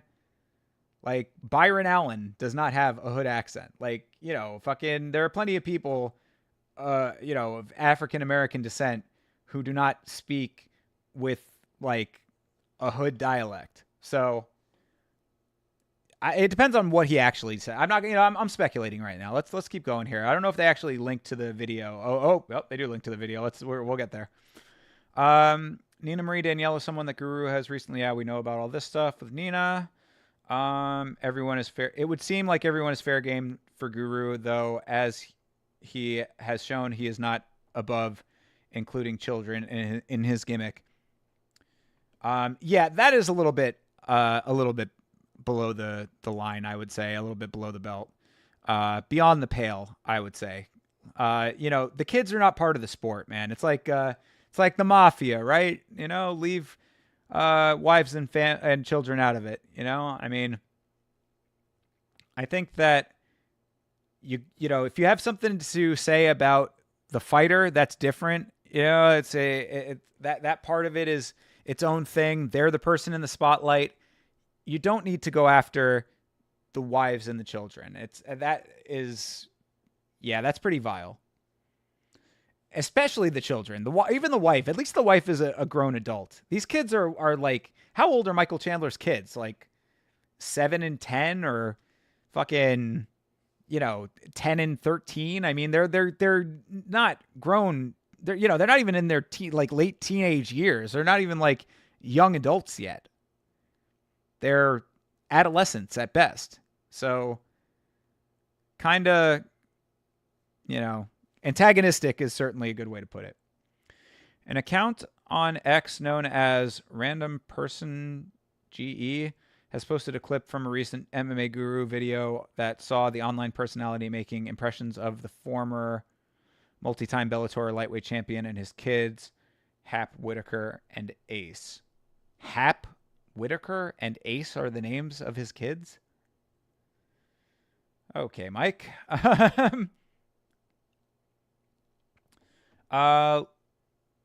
Okay, so let's cut to it here.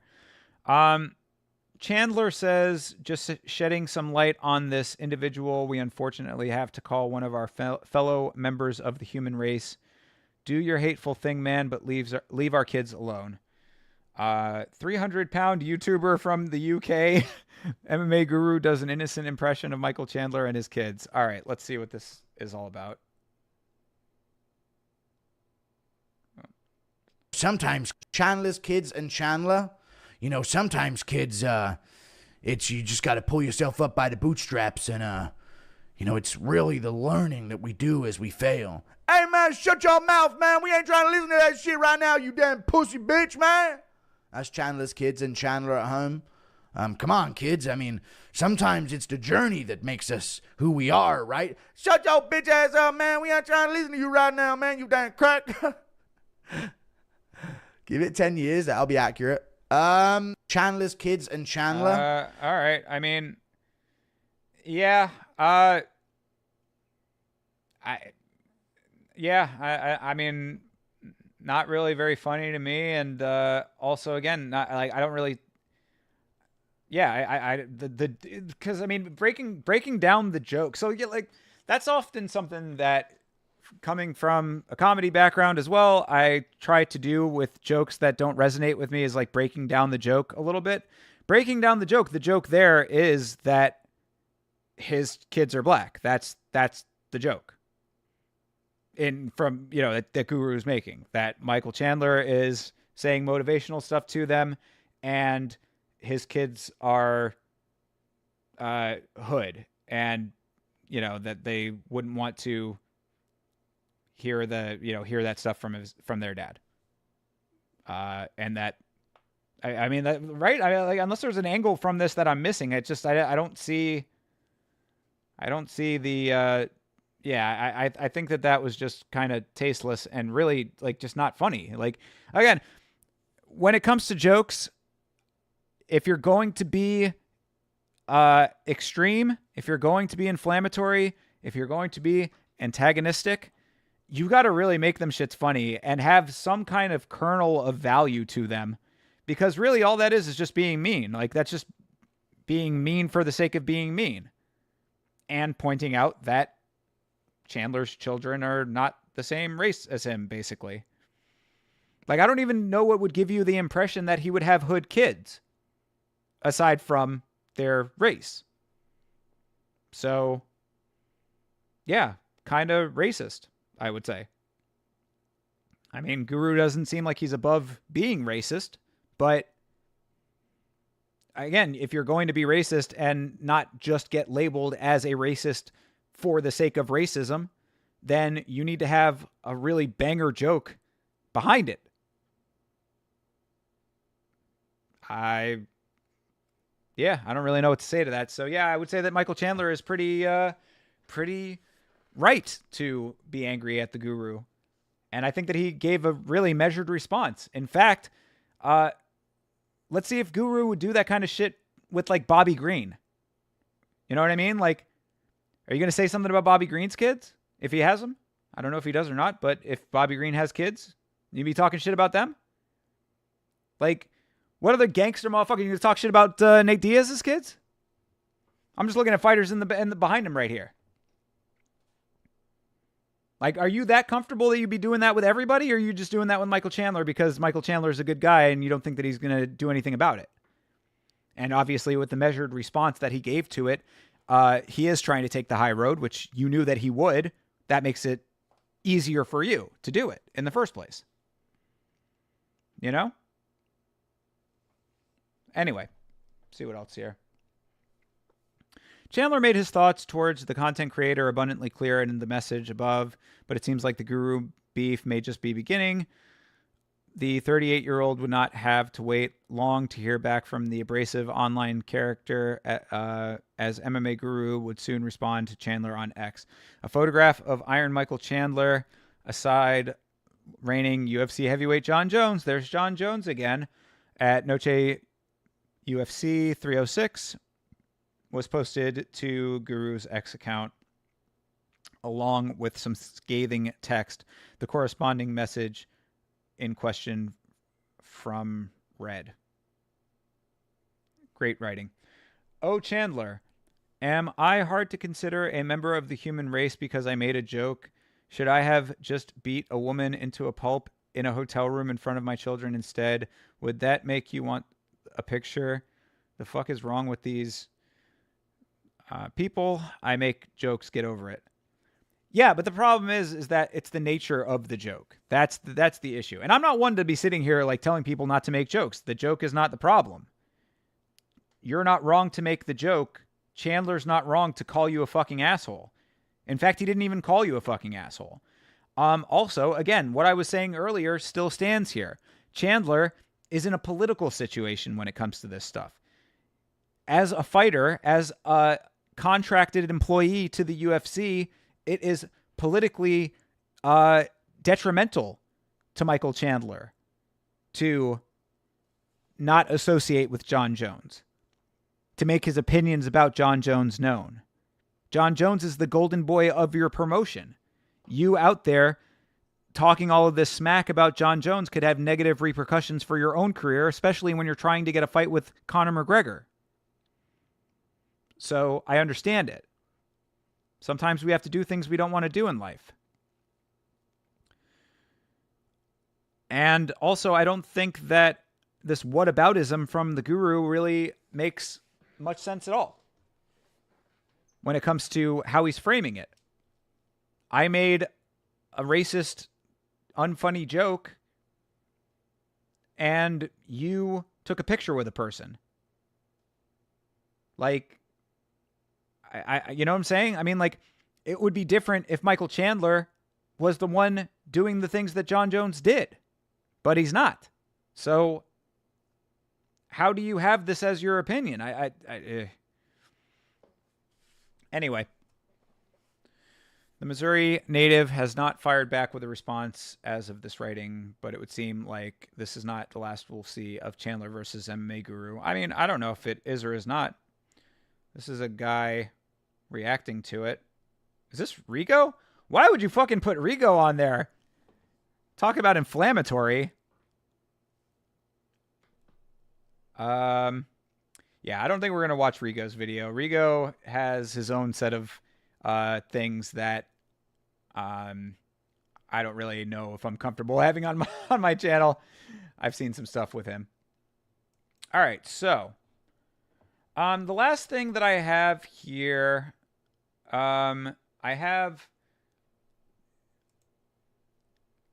two things. I have a video from ITP, and I have Guru's reaction to Michael Chandler calling him out. This is 17 minutes, though. I don't think I'm going to sit through all of this. But we can at least watch a little bit of ITP's video, and then I guess that will be about it for our coverage on this subject here. Wow, look at her. All these good choices, and it's not. Shush, shush, shush.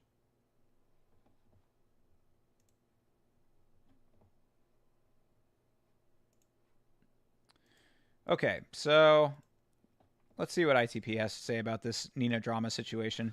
Fat woman. Oh my god, why did I do that?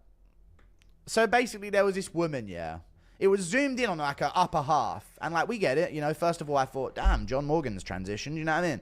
But all right. Oh, so there you go. He does throw a little shade on John Morgan.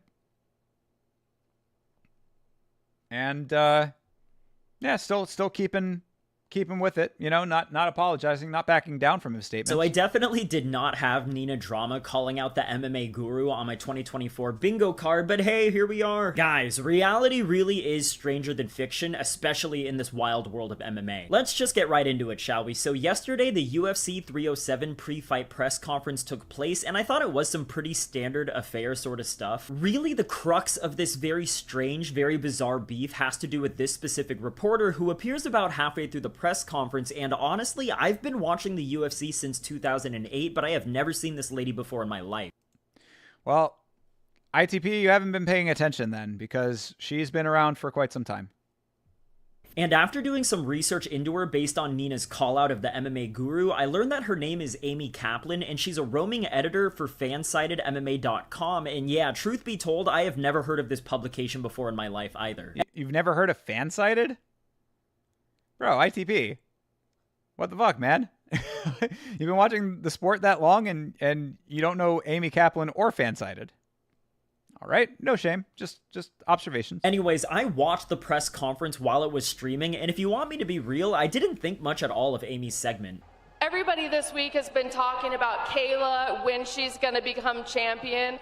Do you think you're being overlooked? While I was watching, I just saw this as yet another generic, boring question that we've all heard a million times now. However, yeah, I mean, that is what it is.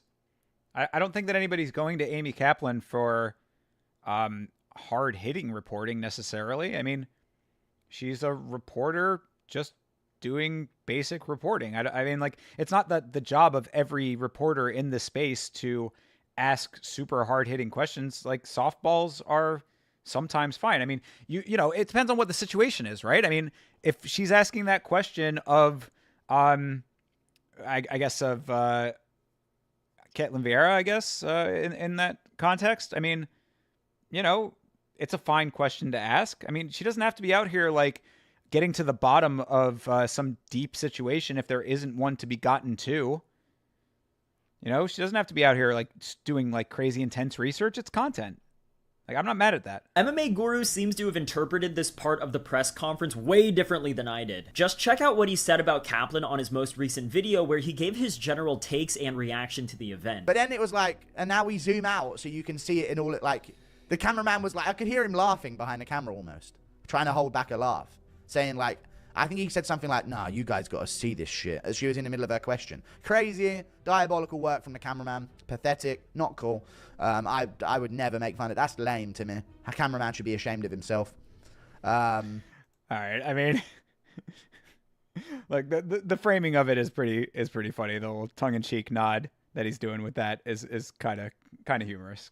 Okay, I just want to say, because of this drama that's unfolded, I've watched this clip like 5 times now, and honestly, I really don't see this as the cameraman trying to make fun of Kaplan at all. I mean, of course it wasn't. Give me a break. It was a joke. Yeah, I mean, if anybody thinks that the cameraman is the problem in this situation, you are absolutely fucking out of your mind. There is no way that the cameraman was intentionally trying to do what the guru is saying. He's joking. He makes jokes. It's a joke. That part is fine. For most of the questions that were asked throughout this media event, we did see the camera cut back to the journalists more than just a couple of times. Like, I really don't get the impression that the cameraman or the UFC broadcast team in general was trying to single her out, but I don't know, I'm just one guy, maybe you guys see it differently than I do. And going back to MMA Guru's video, he does kinda subtly make fun of Amy's appearance and just mocks the entire situation as a whole, but at least in my opinion, I don't think that what he said in the video was all that bad, at least by his own standards. Yeah, I mean, that's... So, okay. I mean, again, that's where your own compass lies, right? I mean, if you don't think that the guru's content is of a politeness standard that you fuck with, then yeah, you're going to be offended by that probably. By his standards, it's pretty tame, perhaps, because he does get so inflammatory and provocative. So yeah, I mean, you know, again, this is all subjective. It's just really whatever you think about that type of content. Like, Guru is known far and wide to pop off and say some out-of-pocket things from time to time, and even though I personally wouldn't make fun of a woman for being overweight, let's be real here, we've all heard him say way crazier things than this. And to be honest, as far as MMA Guru roasts go, this is actually pretty tame. I mean, it's not like he made a... Yeah, I mean... Right. 1-hour video hypothesizing how much she weighed to the nearest pound while also making fun of her tattoos while also psychoanalyzing her mannerisms. And maybe I feel... I mean, look, again, he could have done that if he wanted to, and that also still would have been fine. But at the same time, you know, if you don't like that content, if you're not a fan of that type of humor, all of those factors that go into it, then you're going to be offended about it, whether or not he did that or not. So this is all how the subject judges this. It's not about how he judges it or anyway, you know what I mean? Like it all comes down to the person. So I guess in him included. But you know, to say that it's tame on his terms is like, yeah, but I mean, you know, he's an asshole anyway, right? That's one reading of it. And the other reading of it is that, yeah, it's tame on his terms. So anyway. Feel this way because I'm so conditioned to hearing him say some of the most craziest out-of-pocket stuff I've ever heard in my adult life, but again, at least to Guru's standards, this doesn't even crack the top 20 of disrespectful moments from his videos. Yeah. Very true. Now, I will say this, even though I don't think that what he said on his video was really all that bad, I do think it was a little bit of overkill to make a follow-up tweet where he once again ridiculed her appearance and subtly implied the situation to be some sort of elaborate joke on Kaplan, which is exactly what he did. Yeah, I mean, he made the same joke. He just reiterated the same thing on a different platform. He repurposed his content. I don't think there's anything wrong with that either. Here's the tweet that he made, and as you can see, it's not like he outright makes fun of her, but come on, man, we all know what he was doing here. Like, the fact... Yeah, exactly. That's the joke of it. That he even took the time to tweet this is pretty indicative that he's trying to make fun of her, at least a little bit, and when I jumped into the replies, I saw that people definitely picked up on him taking a jab at her. Then after a couple of hours... Yeah, and, you know, again, they're fine, they're well within their rights to... say that, you know, I mean, again, it's subjective. Keep going back to the same point, but it's the same point applies. Nina publicly responded to the MMA Guru's tweet, and I gotta say, she definitely went in on him a little bit. I'm not gonna read her entire message because it's long as hell, but she starts off strong by calling him a clout-chasing vermin, and then she immediately acknowledges that she herself has played to her own gimmicks in order to grow her own platform online. Then she calls him an indecent, despicable person for making fun of Kaplan's appearance, and then she also says that tweets like this are why the Guru will never progress out of doing online interviews from his basement, and she immediately follows this up by saying that he prostitutes himself to his viewers for donations that don't even cover a Zoom premium account. Like, what the fuck? Does she even know how much this guy makes in a standard stream through donations? Yeah, I mean, that's the point I was making earlier. It's like she's just way out of touch with what she's saying in all of this. It's honestly kind of almost astounding how out of touch she is with what she was saying. Anyways, and then she basically ends this tweet by writing a couple of sentences hammering down how terrible of a person she thinks that he is, and she mentions that employees at the UFC are aware of who he is and he has a bad reputation over there because of the content that he makes. Yeah, he loves that, I'm sure. I'm sure that he is very happy with whatever reputation he has at the organization. Yeah, so clearly Nina didn't hold back on this one at all, and I noticed that Amy Kaplan herself responded to Nina and thanked her for her support, so it seems apparent that Kaplan saw Guru's original tweet and probably felt some way about it. But when it comes to Nina's tweet, I can respect that she acknowledges that she leverages her looks and knowingly plays up her personality in order to further her career. But with that being said, I do find it a little bit hypocritical that Nina is calling out MMA Guru for saying what he said about Kaplan. Meanwhile, she has a close personal friendship with Sean Strickland, who, let's be real here, says some pretty wild things himself. Yeah, I mean, that was the point that Toby in the chat was making. Sean Strickland, being her close friend, does not lend much support to this line of dialogue that she's presenting. I mean, I'll let you be the judge on who you think says more offensive stuff, because obviously that's a matter of opinion, but I'll say this. When it comes to saying out-of-pocket stuff, MMA Guru and Strickland are on a pretty comparable level. My point here is that it seems a bit strange that... They're comparable level, that's an interesting way to put it. They're similar, but I would say they're different in enough ways that it's not exactly apples and oranges, but kinda. It's like Granny Smith apples and Red Delicious apples. You know what I'm saying? They're same variety, but or the same fruit, different variety.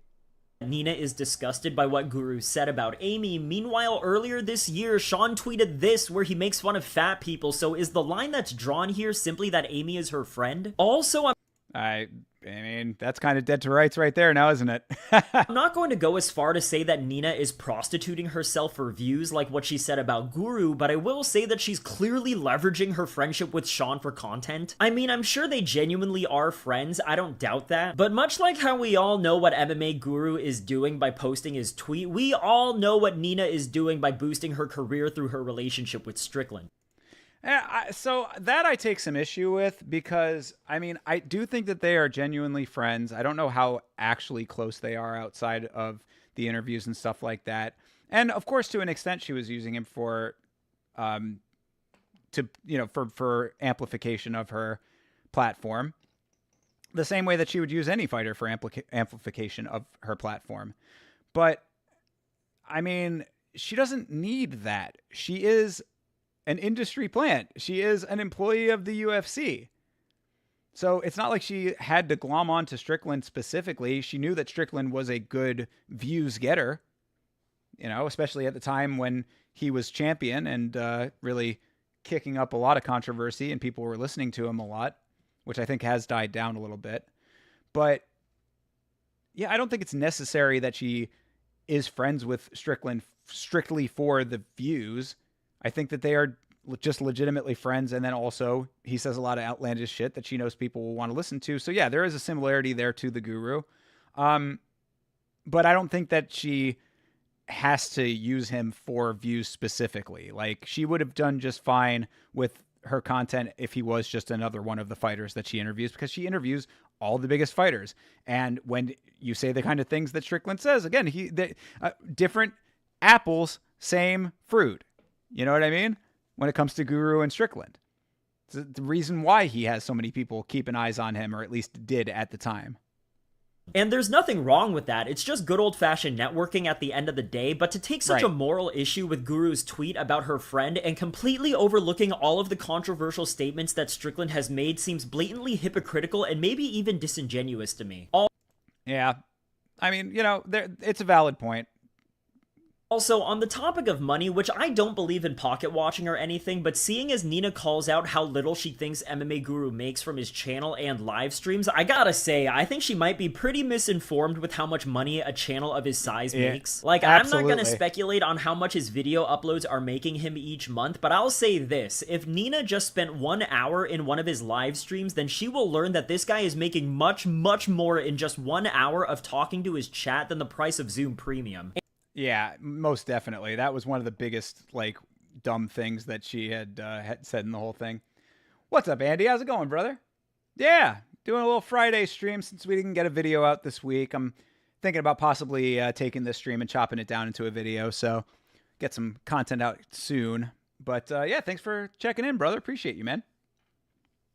Coming to the end of it here now. We had gone through the whole Nina drama, MMA Guru, Michael Chandler situation. So we're just finishing up this ITP video and then probably call it a stream. And although I do think that it's tacky to compare how much money two working adults make, but if MMA Guru and Nina went band for band, I find it very hard to believe that Nina earns more in a year than Guru does. And maybe Yeah, see, no, that I don't agree with, though, because like I said, Nina's getting a check from the UFC. So I guarantee you she's doing fine. Plus any other modeling stuff that she does, you know, brand endorsements, things like that. I'm sure she's doing okay. Hey. Yeah, Macat, what are you doing? Hey, good Lord. Little menace always, especially when I'm on stream now, too. He knows that I'm doing something. So he's got to get some attention somehow. Chill out, boy. maybe she does. I really have no idea. The real point here is that I think she is vastly underestimating how much these big streamers make a year. All right. Yeah, I mean, that's the overall point, right? It doesn't really matter who's making more out of the two of them. It's the fact that she is so clueless as to, like, the reality of the content creation space that she's supposed to be a part of. That's why the whole thing about her being an industry plant plays a big part into everything, because when you have the connections that she has and the platform that she has, it ends up like being a whole different world than what the average creator has to do in order to make a name for themselves and what the Guru had to do in order to become what he became. So, yeah, completely misinformed. And, you know, again, it does not matter which out of the two of them is making more. It's the fact that Nina is just so blind to the reality because of the situation that she has found herself in, you know, as being an employee and all that. Alright, that's basically my thoughts on the matter. On one hand, I don't agree with making fun of people for how they look. And of course, I find it ironic that Guru made fun of Kaplan's appearance when in reality they kind of look a little bit similar, not gonna lie. Alright, I mean, I don't really have much of an opinion about that one either way. Guru is a little bit of a bigger guy, but he's also fucking 6'3" from what that one article said. So, you know, big guy, but burly man kind of big. Anyway. But on the other hand, it does feel pretty dishonest and insincere of Nina to take such a moral issue with Guru's comments when she's clearly financially hitched her wagon to Sean Strickland. And let's be real here, guys, if Sean Strickland made that exact same tweet, there is no way that Nina would have publicly called him out for it the way that she did here with Guru. Well, hold on, I want to read what that... So, Sean says a lot of things I don't agree with. I'll call him all the time to delete shit and take it down, and ultimately, when Sean knows he's wrong, he apologizes or takes it down. Sean is a supportive friend. We've helped each other grow, and I have gotten to know Sean. He is, I guess, one of the best people, blah, blah, blah. Yeah, that doesn't really track, though, because he still says it, and, you know, it's that, like, you can do the whole thing of, like, oh, well, that's just Sean for you, but if you're going to do that with Sean, then, you know, it's got to be okay with Guru, too. With all this being said, I don't think that either Nina or Guru are necessarily in the right here, but in Nina's desire to take the moral high ground, she unintentionally put a spotlight on her own hypocrisy. Anyways, that's the video for today. Definitely let me know what you think about Nina. Yeah, all right, well then there you go. So yeah, I mean, that's ITP's take. I would agree with most of it. Shout out to ITP, by the way. Subscribe to his channel, he's awesome. Surprised he didn't know Fansided. Or who Amy Kaplan was, but anyway, I digress. Still a dope dude. Yeah, so I guess that's about it. My ultimate conclusion with this whole thing is that it's really just, you know, petty drama for the sake of drama, really. I mean, Guru's going to do what Guru does. He's done it for a long time, at least 5 years, if not 7, based on what that article had said. So he's been a creator for a very long time. He's worked hard at it. 3,900 videos worth of content. You don't do that much work without a dedication to your craft and obviously to the sport. So I have a lot of respect for that. I don't necessarily agree with the style of content that he does, but you know, I certainly agree that he should be able to do it. And he just needs to be ready for the consequences. I don't think that he necessarily came out looking great with the shit that he did with Michael Chandler. I thought that was pretty tasteless, but again, that's just his brand, and you know what you're getting into when it comes to the Guru. As far as Nina, I thought that she did not come out really well worded in all of this. I mean, and then she doubled down on a lot of those sentiments that she made in her initial statement, and I thought that that was a stupid move as well. So for a person who I think is generally pretty intelligent, I thought she looked pretty bad in this instance. She probably should have workshopped her wording a little bit better. I don't know if it was just spur of the moment that she was making her comments, or if she thought it through pretty, strictly. But either way, I don't think she looked great in this. On the other hand, Michael Chandler was 100% in the right and had every right to be defending his family. Guru should not be going after wives and kids. If you have something to say about a grown adult, that's one thing, but wives and kids should pretty well be off limits unless there is something extenuating that involves them specifically. If it involves them specifically, then that's one thing. If they are not involved and you involve them, that's a little bit of a scumbag move, in my opinion. So there you go. That's really all I have to say about this whole thing. Kind of a interesting petty drama between some creators in the space. Thought that I would give my opinions about it. Thank you very much for listening to all of that. I appreciate you all. Get the plugs out of the way here at the very end. If you don't know, Monday nights I do a podcast with my good friend Chase Parton right here on the channel. It's called Last Week's Fights. We talk about all of the fights from the previous week. So this Monday we will be talking about the upcoming card tomorrow and the last week of the Contender Series. That starts at 9 o'clock. If it doesn't start at 9, it will start later than 9. And I will let you know about the start time on Twitter and on Instagram. That is at Yama Show. I am at Yama Show on YouTube, Twitch, Kick, and Trovo. You can follow along on any of the platforms of your choosing there. Appreciate everybody for hanging out. Thank you very much for that.